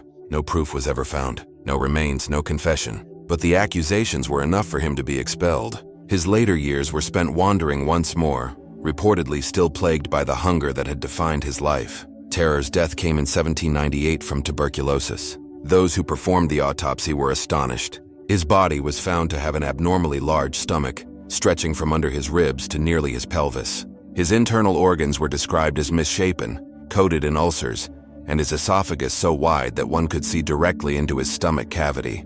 And yet, despite these anatomical oddities, no clear explanation emerged for the scale and nature of his hunger. Mainstream medical interpretations suggest possibilities such as extreme hypothyroidism, damage to the hypothalamus, or a rare metabolic disorder that drastically increased caloric requirements. Parasitic infection common in the 18th century has also been proposed, though none could fully explain the breadth of his symptoms. The extreme heat, the odor, the elastic skin, and the ability to consume vast quantities of both edible and inedible material without immediate fatal consequences. From there, theories drift into the more speculative. Some have suggested Terraria's case might have been an undiscovered genetic mutation, a biological fluke so rare it has never been documented again. Others wonder if he was the victim of an as yet unknown disease lost to history before modern science could identify it. And in the far reaches of conjecture, there are those who see in his condition something unnatural, a manipulation, intentional or otherwise, that left him caught between the realms of the human and the monstrous. What is perhaps most unsettling about Terrari's mystery is not merely what he ate, but the way he lived in constant torment. Contemporary accounts suggest he hated his hunger, feared it, yet was powerless to control it. It drove him to acts that alienated him from society, cost him his place in the army, and if the whispers are true, may have pushed him into unthinkable crimes. Today, Tari exists on the thin border between documented medical anomaly and macabre folklore. His case is recorded in historical medical journals, yet reads like something from a Gothic novel. Too strange, too disturbing, too unique to be fully accepted as ordinary pathology. Was he simply a tragic victim of a rare illness? Or was his life an encounter with a phenomenon science still cannot explain? Standing in the quiet of an 18th century French hospital ward, one might imagine the flicker of candlelight on the walls, the echo of footsteps in stone corridors, and somewhere in the shadows, a thin, pale man with sunken eyes, searching, not for company, not for purpose, but for something, anything to eat. And perhaps the most haunting question is not what Terrari was, but whether there could be another like him, hidden somewhere in the folds of human history, waiting for their story to be told. In the fading light of a summer evening, the golden spires of the Alexander Palace in Sarsko shimmered. Mystery of the lost Romanov princess, early 20th century against the horizon, their ornate facades hiding the quiet dread that had settled within. It was here in the waning days of Imperial Russia that the daughters of Tsar Nicholas II, Olga, Tatiana, Maria, and Anastasia walked in manicured gardens, their laughter mingling with the rustle of birch leaves. Yet within just a few years, those gardens would be empty. The Romanovs' fate sealed in violence and secrecy, and from the ashes of the dynasty's fall would rise one of the most enduring mysteries of the 20th century, the tale of the lost Romanov princess. In July 1918, the Romanov family was executed in the cellar of the Ipatiev house in Yekaterinburg. The official account stated that all were killed: Nicholas, Alexandra, their 5 children, and loyal attendants before their bodies were disposed of in secret. Yet in the years that followed, whispers spread like wildfire. One of the daughters had survived. The youngest, Grand Duchess Anastasia, became the focal point of the rumors, though some claimed it was her sister, Maria. The uncertainty began with the fact that for decades the burial site of the Romanovs was unknown. Witnesses' testimony, her story was detailed, at times disturbingly so, recounting moments in the Romanov household, the appearance of rooms in the palace, and the intimate personalities of family members. She claimed that during the execution she was injured but spared, spirited away by a sympathetic guard, and eventually smuggled out of Russia. For decades, Anna Anderson's claim would be fiercely debated. Supporters noted her physical resemblance to Anastasia, the uncanny knowledge she possessed, and the scars on her body that aligned with injuries reported during the execution. Detractors pointed to inconsistencies in her story, linguistic quirks suggesting a Polish upbringing, and the absence of verifiable proof. Court cases in Germany dragged on for years, yet no definitive verdict emerged. She was not the only one. Throughout Europe, numerous women stepped forward claiming to be Anastasia, or in some cases, Maria. Some were swiftly exposed as frauds driven by delusion, greed, or a desperate desire for identity. But the sheer number of claimants added to the mystery. Was it simply the allure of royalty and exile that drew such pretenders? Or was there truly a hidden thread of survival woven into the tragedy? By the late 20th century, advances in forensic science began to chip away at the uncertainty. In 1991, a mass grave was discovered near Yekaterinburg, containing the remains of Nicholas Alexandra and 3 of their daughters. The bodies were identified using DNA testing matched against living relatives of the Romanovs, but the grave was incomplete. 2 children were missing. It was not until 2007 that a second smaller grave was found nearby, holding the charred remains of a boy and a girl. DNA testing confirmed them as Alexei the Tsarevich and one of his sisters, either Maria or Anastasia. For many, this was the final piece of the puzzle, proof that no princess had escaped. But for others, doubts lingered. The remains were badly damaged. Could science have erred? And what of Anna Anderson?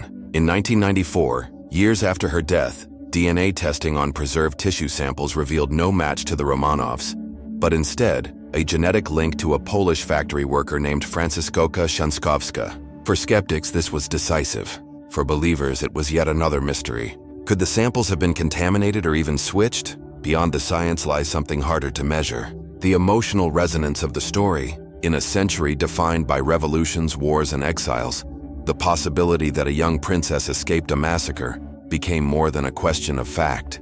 It became a symbol of survival against impossible odds. The myth of Anastasia has been retold in books, films, and plays, shaping her into a figure suspended between history and legend. But perhaps the real question is not whether Anastasia lived, but why the idea of her survival endures. Is it the human need for hope, even in the face of overwhelming evidence? Or does the chaos of those final days in Yekaterinburg still conceal truths that no grave, no DNA test can ever fully unearth? Somewhere in the dim corridors of the Alexander Palace or the shadows of the Ural Mountains, one might still imagine a young girl slipping through the cracks of history, her identity intact, her story untold. And if she did survive, where did she go? Who sheltered her? And why, after so many decades, has the world never found her? Off the rugged, windswept coast of southern Africa, the waters of the MV Waratah vanishing, 1909 Indian Ocean, stretch into a restless horizon.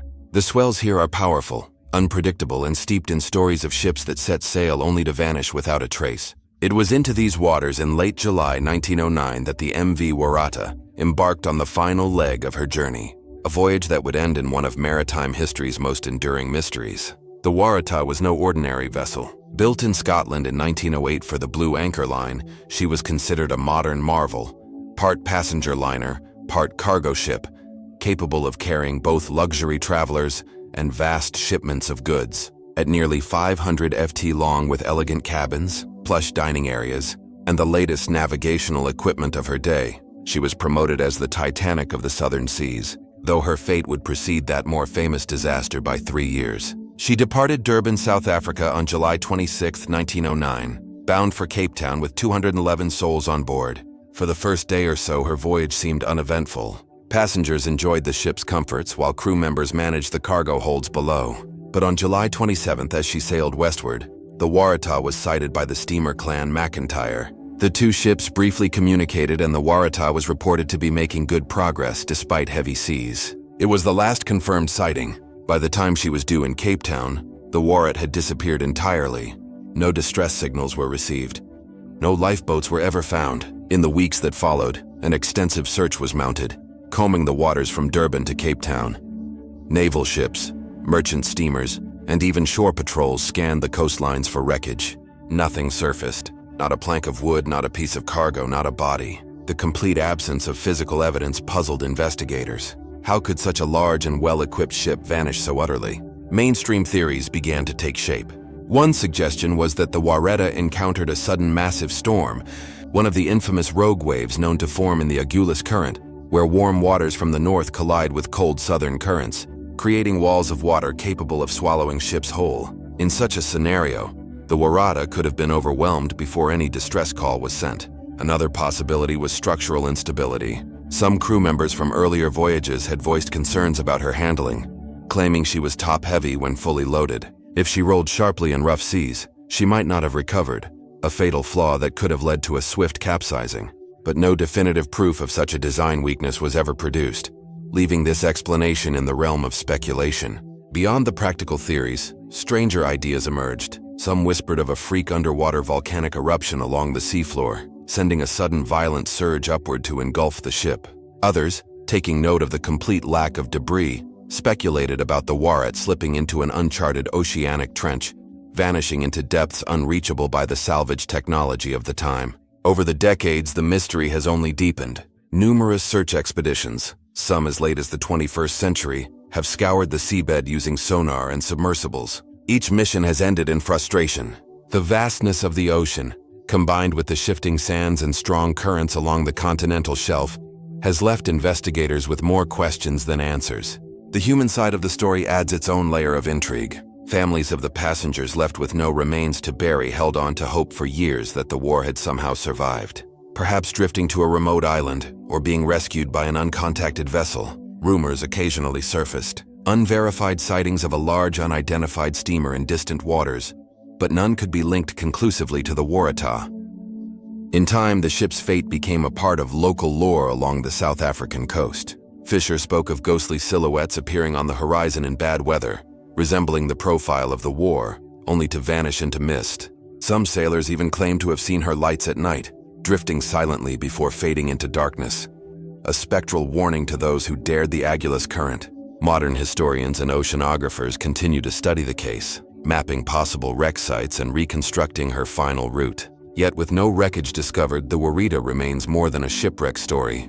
It is a maritime enigma, defying the era's navigational records, weather data, and logical deduction. And so the question endures: did the war succumb to a sudden violent act of nature? Or did something stranger happen in those storm-lashed waters? If she lies at the bottom of the ocean, untouched for over a century, what secrets might still rest within her steel hull? Or could she be somewhere else entirely, her story unfinished, waiting to be told by those who find her? In the quiet Tichborne claimant mystery, 19th century Hampshire countryside, nestled among rolling green fields and ancient hedge, stands the stately Tichborne Park Estate, a place of long lineage, inherited titles, and deep-rooted tradition. Its halls had echoed for centuries with the footsteps of one distinguished generation after another, each leaving behind portraits, documents, and the weight of family history. But in the late 19th century, this seemingly serene English estate would become the center of one of the strangest and most divisive identity controversies Britain had ever seen.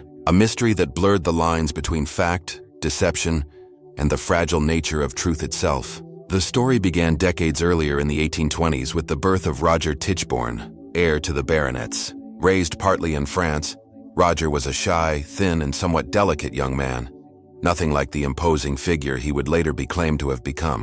In 1854, while traveling in South America, Roger disappeared after the ship he was aboard.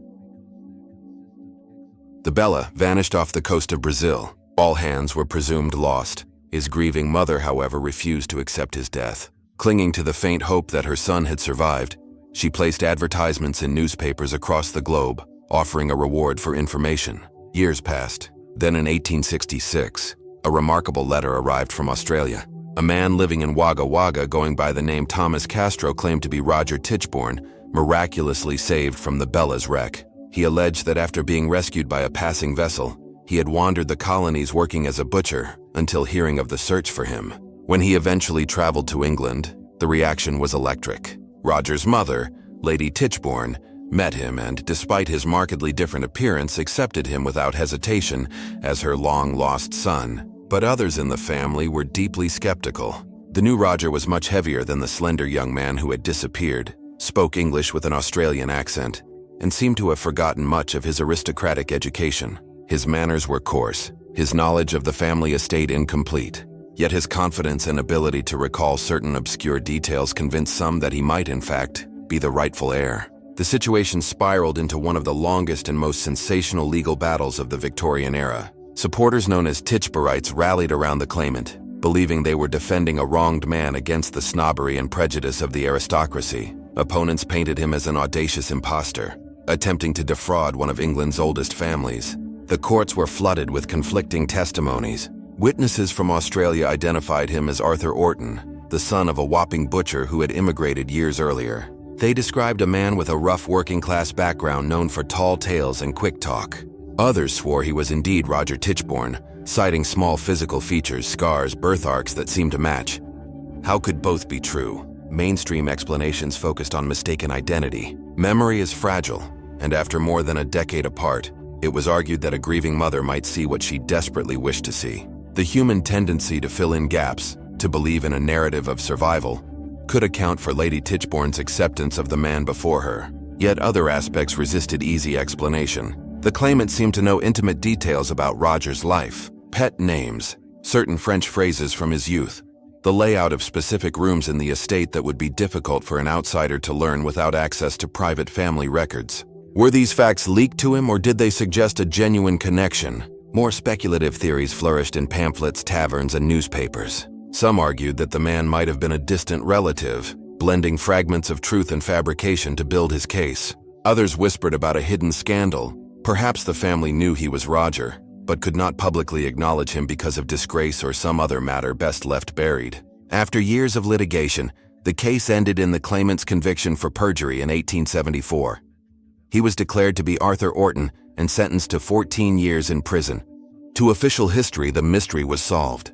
But not everyone agreed. Many Tichbornites continued to believe in him long after his imprisonment, insisting that justice had been denied. Even decades later, some descendants of those supporters claimed the truth was never fully revealed. Modern historians examining the case through surviving records tend to lean toward the conclusion that the claimant was indeed Arthur Orton. Yet the extraordinary length and complexity of the trial, the contradictions in testimony, and the enduring loyalty of some supporters hint at something more than a simple case of fraud. Did the Victorian court suppress inconvenient evidence? Did Lady Tichborne know more than she admitted? And how did a man from the other side of the world captivate an entire nation so completely? The Tichborne claimant mystery remains as much a study of human psychology as it is a legal puzzle. At its core lies a question that resists closure. When identity is contested, and when memory, desire, and proof all pull in different directions, can we ever be entirely certain of who a person truly is? In the heart of early 19th century Great Beer Flood of London, 1814 London, in the district of St. Giles, the air was heavy with the mingled sense of industry and the press of the poor. Cobbled streets twisted through a maze of tightly packed tenements, their windows clouded by soot, their doors opening to narrow lanes where vendors, beggars, and laborers moved shoulder to shoulder. Rising above this jumble of brick and timber stood the massive brick walls of the Horseshoe Brewery, a structure whose sheer scale spoke to the growing industrial appetite of the city. Inside towering vats, great cylindrical hulks of iron-bound wood held thousands of gallons of rich dark porter, the pride of the Moo Brewery Company. It was October 17, 1814, and within one of those vast vats holding more than 135,000 gallons of beer, a subtle but deadly weakness had begun to develop. No one noticed the signs, at least not until the iron hoops that bound the vat gave way with a metallic snap. In seconds, the enormous container ruptured, unleashing a torrent of beer so violent that it shattered another vat nearby, compounding the disaster. The combined force of the liquid, over 300,000 gallons, burst through the brewery walls, sending a churning wave into the streets of St. Giles. The flood swept through alleys and basements, smashing through doors and windows. It crashed into the crowded tenements with enough force to collapse walls, trapping residents in their own homes. The wave carried with it the stench of malt and yeast, but also the terrible reality of destruction. Furniture, debris, and bodies swept together in its path. Entire cellars filled in moments, drowning those who had no time to escape. By the time the chaos subsided, at least 8 people were dead, among them children and women who had been quietly going about their day. The official cause seemed clear enough: a structural failure, the inevitable result of time, pressure, and the constant strain on industrial equipment. The coroner's inquest declared it an act of God, absolving the brewery of legal responsibility. In an age when safety standards were minimal and public accountability scarce, the decision was not unusual. But was it the full truth? Some whispered that the VAT's failure was not purely accidental. There were rumors, though unproven, that maintenance had been neglected, that the iron hoops had shown signs of wear for months prior. In a competitive brewing market, repairs might have been postponed to avoid production delays. Could negligence, hidden behind the language of divine will, have played a role? Then there were stranger accounts. Eyewitnesses who claimed to have heard the vat groaning ominously hours before the disaster, as though the wood and iron were straining under some invisible force. Others spoke of the uncanny way the flood seemed to choose its path, sweeping hardest into certain streets and houses, while sparing others with inexplicable precision. Local superstition soon wrapped itself around the event. St. Giles had long been known for its poverty, crime, and disease, conditions that made it a place many in London's higher classes preferred to forget. For some, the flood became a kind of grim moral tale, a punishment visited on a district perceived as unruly and godless.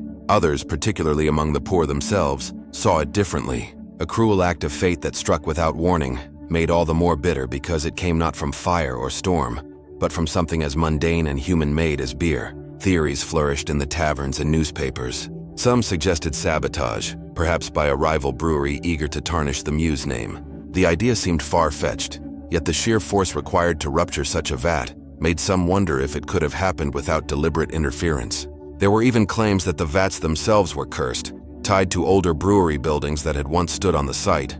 Folklore held that certain plots of London ground were ill-fated, and that no good could come from the industry built upon them. From a modern perspective, the physics of the event are easy enough to explain. The pressure inside the vat was immense, and the sudden failure of one hoop created a chain reaction, unleashing catastrophic energy. Yet, even with this understanding, questions remain about the circumstances that led to such a failure. Why was there no redundancy in the containment systems? How could a single point of weakness cause such an immense disaster? And then there is the matter of the disaster's strange afterlife in public memory. In the years that followed, the Great Beer Flood became something of a grim curiosity, retold in tones that blended tragedy with a macabre humor. Some reports fixated on the spectacle rather than the loss of life, reducing the event to a bizarre footnote in London's history. Others recorded more haunting details, the smell of beer lingering for days, the stains on the walls of cellars that could not be scrubbed away, and the eerie quiet that settled over St. Giles once the waters had drained. Did this shift in tone from horror to oddity serve to obscure the deeper truth? Was it easier for the public to laugh at the absurdity of a beer flood than to confront the negligence or structural vulnerabilities it may have revealed? And might that laughter have been encouraged by those with something to hide? Today, the site of the Horseshoe Brewery is long gone, replaced by modern buildings. Yet beneath the pavement, the ground once soaked in thousands of gallons of porter still holds its history. Records and archives preserved the official account, but the unanswered questions persist, tucked between the lines of testimony and the gaps in surviving evidence. Was it merely an industrial accident, a tragic convergence of physics and poor luck? Or did unseen hands or unseen forces help set the disaster in motion? Over 2 centuries later, the Great Beer Flood of London remains an event that refuses to settle neatly into the past, leaving us to wonder whether beneath its surface lies a truth still waiting to be uncovered. It is a grainy black and babushka lady early counterpart, pre-1950 white photograph, the sort you might find in the back pages of a forgotten newspaper or tucked into a dusty archive box. The scene seems ordinary at first glance, a public square in the mid-10th century, men in suits and fedoras, women in dresses and gloves, the background blurred with the outlines of cars and buildings from another age. But at the edge of the frame, there is a woman whose presence draws the eye. She is wrapped in a headscarf, the kind worn for modesty or warmth, tied neatly under her chin. She appears to be holding something to her face, perhaps a camera, her stance rigid, her gaze fixed on something outside the shot. It is an image that feels strangely familiar, echoing a figure made famous years later in 1963 in the aftermath of President John F. Kennedy's assassination in Dallas, the so-called babushka lady, the mysterious woman who filmed the events from an angle no one else seemed to have. But this photograph predates that tragedy, its exact date uncertain, possibly from the 1930s or 1940s. And in this earlier case, the woman is again present at the scene of an event of great historical significance, yet one that should have been captured in detail, but for which crucial evidence has gone missing.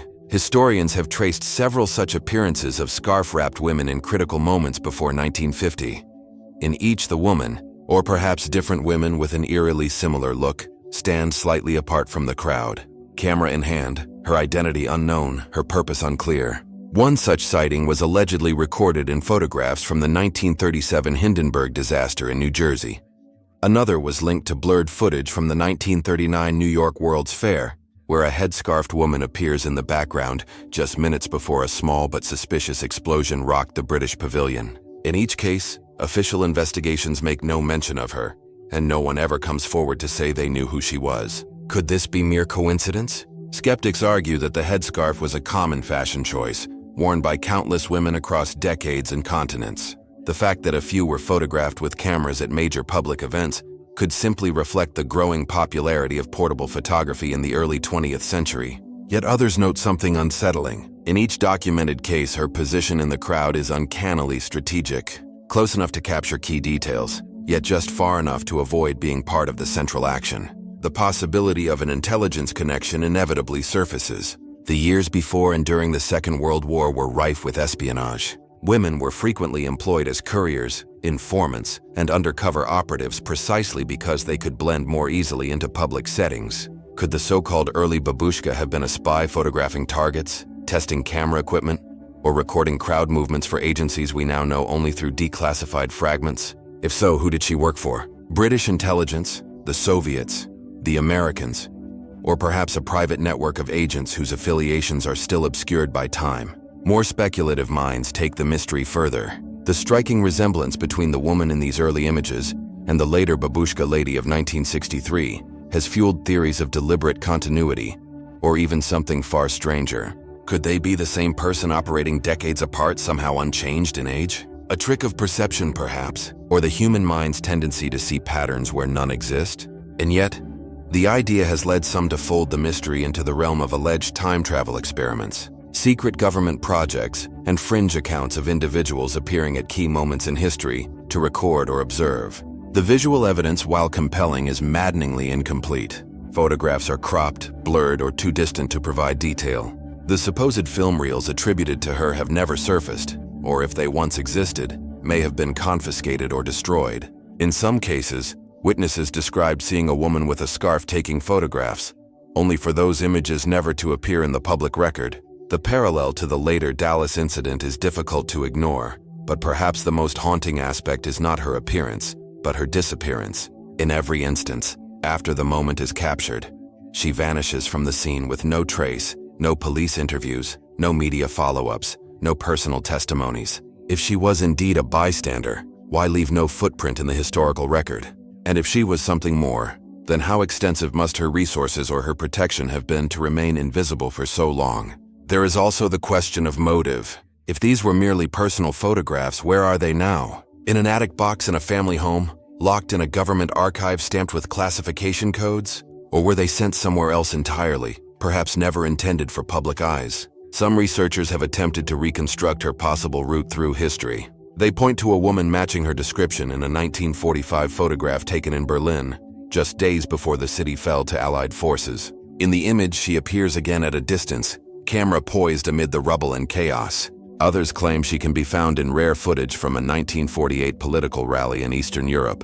Again on the periphery, again watching. The thread is thin, fragile, and easily dismissed. Yet it persists, drawing in those who see in these coincidences the outline of a story that has never been told. A story of someone who, for reasons unknown, moved from one historic moment to another, silently documenting, always present, yet never acknowledged. Was she a professional photographer with an uncanny instinct for being in the right or wrong place at the right time? A government operative whose photographs shaped intelligence decisions we will never know about? A coincidence magnified by our fascination with patterns and mysteries, or something altogether beyond our present understanding? The photographs remain. They do not speak, but they linger. Mute, grainy witnesses to events that shaped the modern world. And within them, the scarfed woman remains fixed in her posture, camera in hand, forever on the threshold of revelation. Her face, partially obscured, seems to look past the viewer, into some point in time we cannot follow. And it leaves us to wonder, was she merely another anonymous figure lost to history? Or was she part of a hidden design, one whose threads still weave unseen through the events of our past? It is a fog-laden Lady Babushka disappearance, pre-white mourning in a European capital during the uneasy calm of the late 1930s. The air is cool, heavy with the scent of coal smoke and damp stone. The streets alive with the quiet shuffle of pedestrians making their way to work. Market vendors set up their stalls, their voices muted by the mist. Somewhere in the blur of silhouettes and gaslight, a lone figure stands still, her head wrapped in a simple scarf tied neatly under her chin, her coat buttoned to the neck. In her hands, she holds what appears to be a compact camera, the sort that was beginning to appear in the hands of journalists and hobbyists alike. She is not speaking to anyone. She is not shopping. She is watching. To most passers-by, she would have been just another ordinary woman, unremarkable in a city of thousands. But for those who later examined the surviving photographs of that day, her presence became more than an incidental detail. The images taken just before a small but politically significant public disturbance show her standing at an angle to the crowd, as if ensuring the best vantage point. Her expression is unreadable, her gaze intent. What makes this so unusual is not merely the image itself, but the fact that she appears in similar photographs from other cities and other years.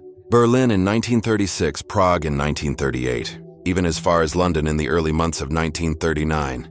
In each, the headscarfed woman is placed with uncanny precision on the periphery, yet facing the heart of unfolding events. Researchers who have tried to trace her identity have run into a frustrating wall. No records of her name exist in police or press archives. Witnesses recall seeing a woman with a scarf and a camera, but none could say who she was or where she went afterward. Some insisted they saw her vanish into the crowd minutes before officials moved in. Her presence never officially acknowledged. Mainstream historians often attribute the mystery to coincidence. The late 1930s were years of upheaval, and the portable camera was becoming an increasingly accessible tool. Women across Europe wore scarves against the cold, and modesty was still a social norm in many places. A figure matching this description could easily have been photographed multiple times without being the same individual. And yet certain details refuse to fade into coincidence. In every documented case, she seems to choose her position with deliberate intent, aligned with entrances, exits, or the exact trajectory of a key political figure. Her camera, if indeed it was a camera, is never seen from the front.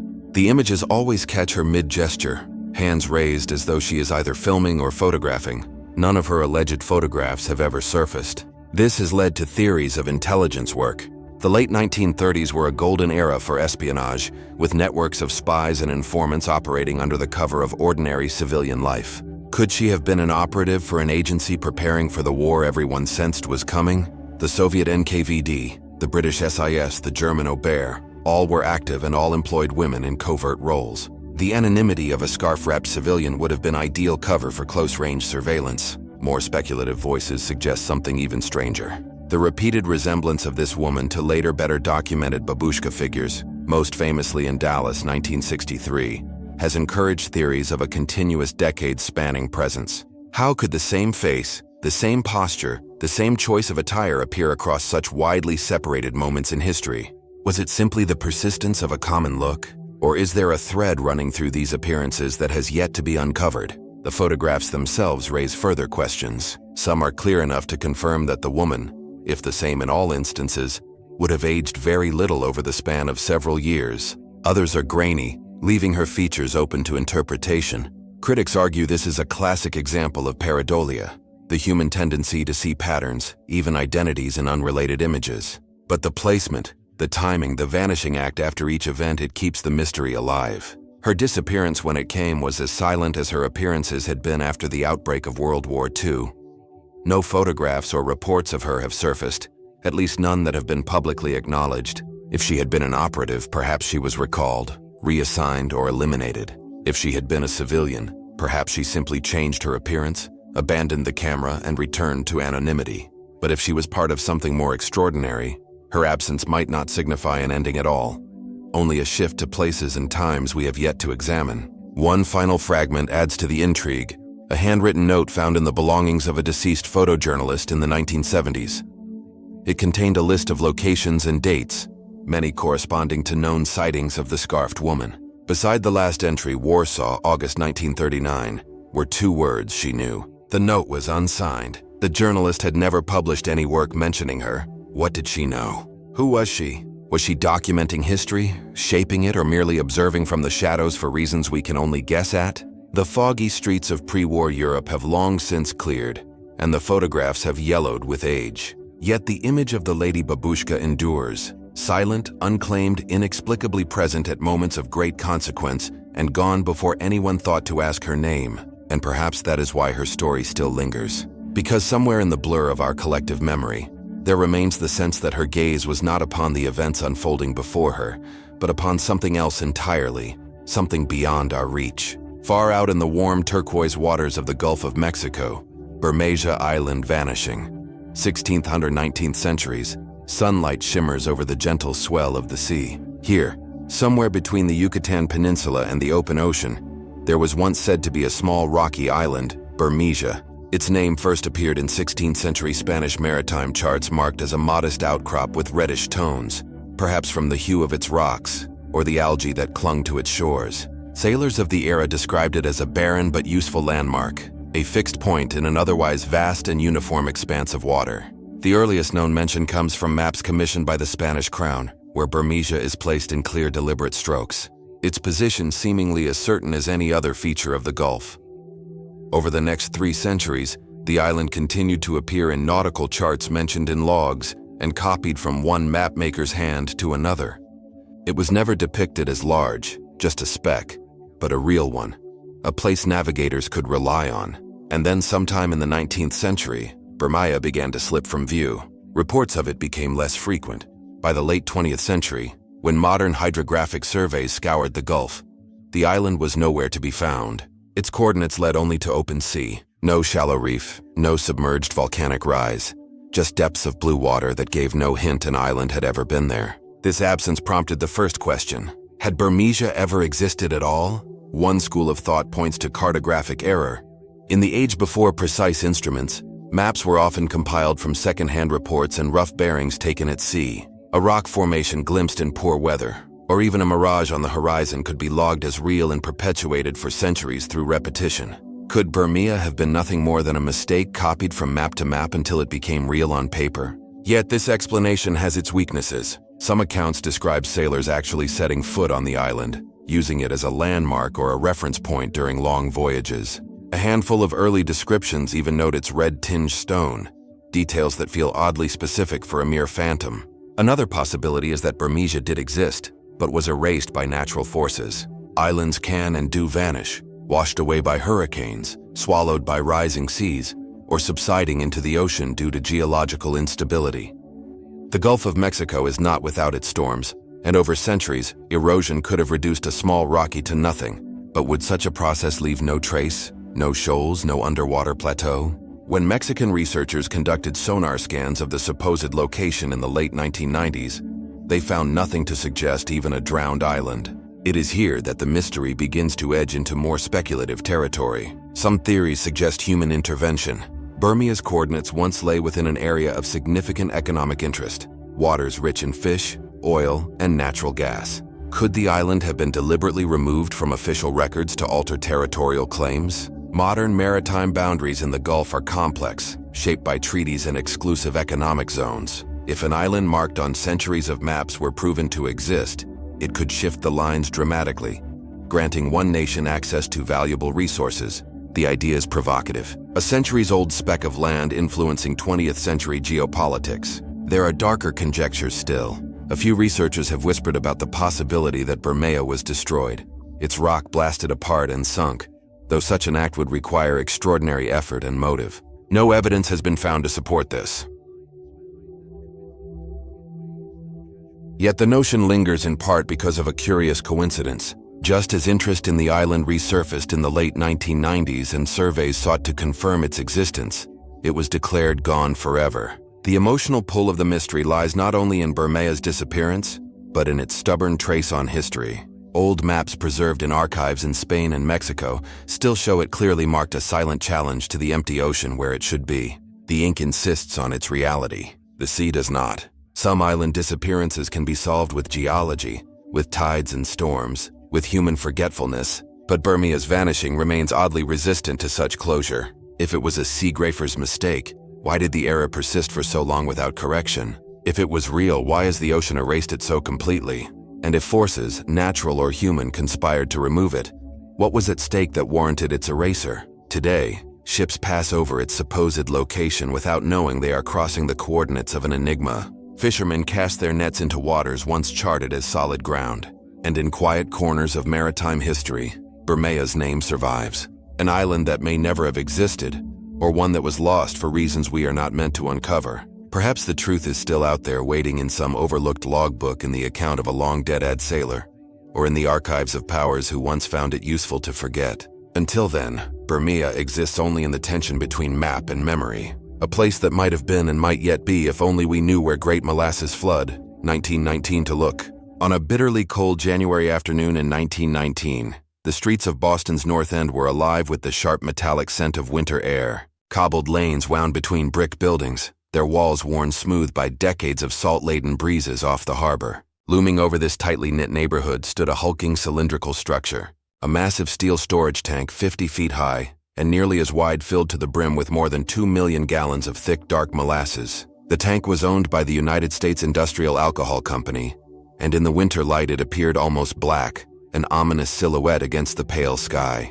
It was just afternoon on January 15th, when a low, resonant groan echoed across the district, a sound so alien that some would later describe it as the roar of artillery. Without warning, the tank's riveted steel plates gave way. A towering wall of molasses moving at an estimated 35 mph surged into the streets. Witnesses recalled the sight in stunned disbelief. A dark, glistening wave 25 ft high in places, obliterating everything in its path. Wooden carts splintered like twigs. Horses were swept away, and buildings crumpled under the weight of the onrushing syrup. The disaster claimed 21 lives and injured more than 150. Those who survived spoke of being trapped in the sticky tide, struggling to breathe as the heavy liquid clung to their skin and pulled them down. Even days later, the stench lingered in the air, and Boston's harbor reportedly bore a brownish hue for months afterward. Yet while the destruction was clear, the cause was far from straightforward. The official explanation pointed to engineering failure. Investigations revealed that the tank had been poorly constructed, its steel walls too thin for the immense pressure they held, its seams leaking for years. Residents had complained of molasses oozing from the joints, but the company brushed off the warnings.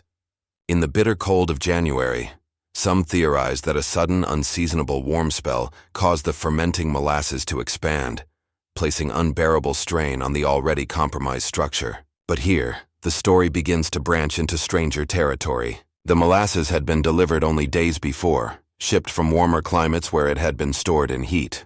When combined with older fermenting stock inside the tank, the mix could have generated not just heat, but gas. Carbon dioxide building silently until the pressure reached a catastrophic tipping point.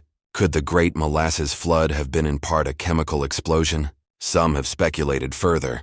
The year was 1919, and prohibition was on the verge of becoming law. Industrial alcohol distilled from molasses was in high demand, not just for legal use, but for the illicit market that was already stirring. The company faced intense scrutiny both from government regulators and criminal enterprises. Was the disaster truly an accident?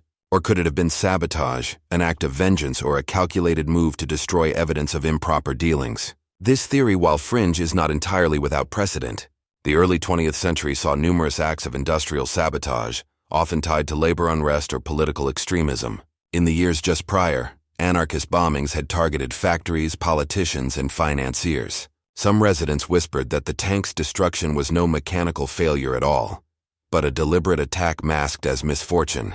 Yet no conclusive proof ever emerged. Then there is the curious matter of how the molasses moved. Eyewitnesses spoke of its uncanny force, likening it to a living thing, its speed and power exceeding what many thought possible for such a dense liquid in cold weather. Engineers have since debated whether the wave's lethality was due solely to gravity and volume, or if there was some additional catalyst, a sudden release of gas or energy that propelled it forward faster than physics seemed to allow. In the aftermath, crews worked for weeks to clean the neighborhood, scrubbing streets, walls, and even the undersides of elevated train tracks. The molasses seemed to defy removal, its sugary residue clinging stubbornly to every surface it touched. Long after the last trace was gone, residents claimed they could still catch the faint sweet smell on hot summer days, as though the disaster had etched itself into the very stones of the North End. The official inquiry placed the blame squarely on corporate negligence, leading to one of the first significant legal rulings to hold a company liable for such widespread destruction. Yet, the lingering oddities, the suddenness of the rupture, the extraordinary momentum of the wave, and the possibility of hidden motives have left some questioning whether the full story has ever been told. Why did the tank fail that day and not in the years prior despite visible signs of strain? Was it truly just the perfect storm of temperature, pressure, and faulty engineering? Or was there another hand at work, unseen in the official records but quietly shaping the tragedy? More than a century later, the Great Molasses Flood remains a fixture in Boston's collective memory. A surreal, almost absurd event that upon closer examination holds as much darkness as it does strangeness, and somewhere beneath the weight of accepted history, there may still lie details that could shift our understanding entirely, if only they were brought to light. The Amazon rainforest, vast and impenetrable, Percy Fawcett vanishing. 1925 stretches for thousands of miles in every direction, a living ocean of green that swallows light, sound, and certainty. In its depths, rivers wind like serpents beneath the thick canopy, their dark waters reflecting the heavy sky. Here the air hangs dense and warm, carrying the scent of damp earth and unseen life. It was into this mysterious realm in 1925 that Colonel Percy Harrison Fawcett ventured never to return. Fawcett was not merely an explorer. He was a figure of almost mythical determination. A decorated British officer and accomplished sea grafer, he had mapped vast swaths of South America for the Royal Geographical Society. Yet what drew him back to the Amazon time and again was not just the allure of untamed land. It was a vision. He believed in the existence of a lost city which he called simply Z, a place of monumental stone architecture hidden deep within the jungle. Influenced by fragments of indigenous lore, cryptic archaeological finds, and his own encounters in the field, Fawcett was convinced that this city predated European contact and might even rival the great civilizations of the ancient world. In April of 1925, accompanied by his 21-year-old son, Jack, and Jack's close friend Raleigh R.L., Fawcett set out from the Brazilian frontier town of Quaba. They carried few supplies, preferring to travel light, and they had orders to avoid large parties to reduce the risk of hostilities with indigenous tribes. For weeks, occasional letters made their way back, reporting progress and describing the oppressive beauty of the jungle. Then, after May 29th, the stream of messages ceased. The last report placed them near the upper reaches of the Xingu River, a place from which no confirmed word would ever emerge. The disappearance sparked an international sensation. Rescue missions, some sanctioned and others purely speculative, were launched in the years that followed. Few returned with clear answers. Some searchers vanished themselves. Others came back with stories of hostility from indigenous groups, illness, or the sheer impossibility of penetrating the terrain. There were claims of sightings, a man resembling Fawcett living among a remote tribe, his son held captive, or even skeletal remains thought to be theirs. Yet none of these accounts ever stood up to rigorous verification. The simplest theory is also the bleakest, that the party was killed, either by disease, starvation, or attack. The Xingu region was home to several groups that viewed outsiders with deep suspicion, having suffered from previous contact. But the indigenous people, the details of that dispute, however, remain shrouded in secrecy. Then there are the more tantalizing possibilities. Could Fawcett have actually found something? An isolated community? Ruins of an ancient city, and chosen to remain? Some suggest that his decision to bring his son may have been more than familial. It may have been a deliberate step toward establishing a new life far from the modern world.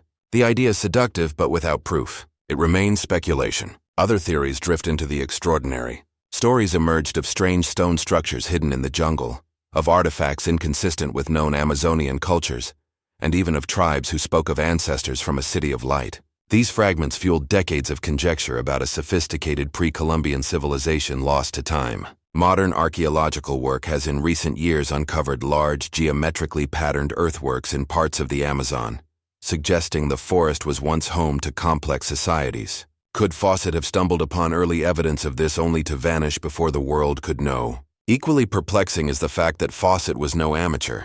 He understood the perils of the Amazon better than most, its diseases, predators, and shifting river channels. He carried with him not just navigational skill, but a deep respect for the land and its people. For such a man to disappear without a trace seems almost inconceivable. In the absence of hard evidence, the story has become a mirror for our own fascinations. For some, it is a cautionary tale of human overreach, of a man whose romantic vision led him into a place where nature allows no mistakes. For others, it is a heroic saga of pursuit, a testament to the enduring pull of the unknown.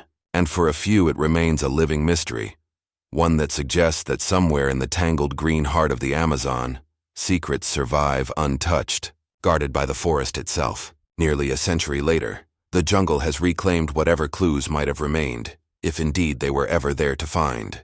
The rivers still run, the canopy still whispers, and the path Fawcett took is as inscrutable now as it was on that final day of contact. Did he perish within weeks of his last letter, his bones scattered and unmarked beneath the leaf litter? Did he find Z and choose silence over return? Or could the truth be stranger still, hidden beneath centuries of overgrowth, waiting for the moment when the forest decides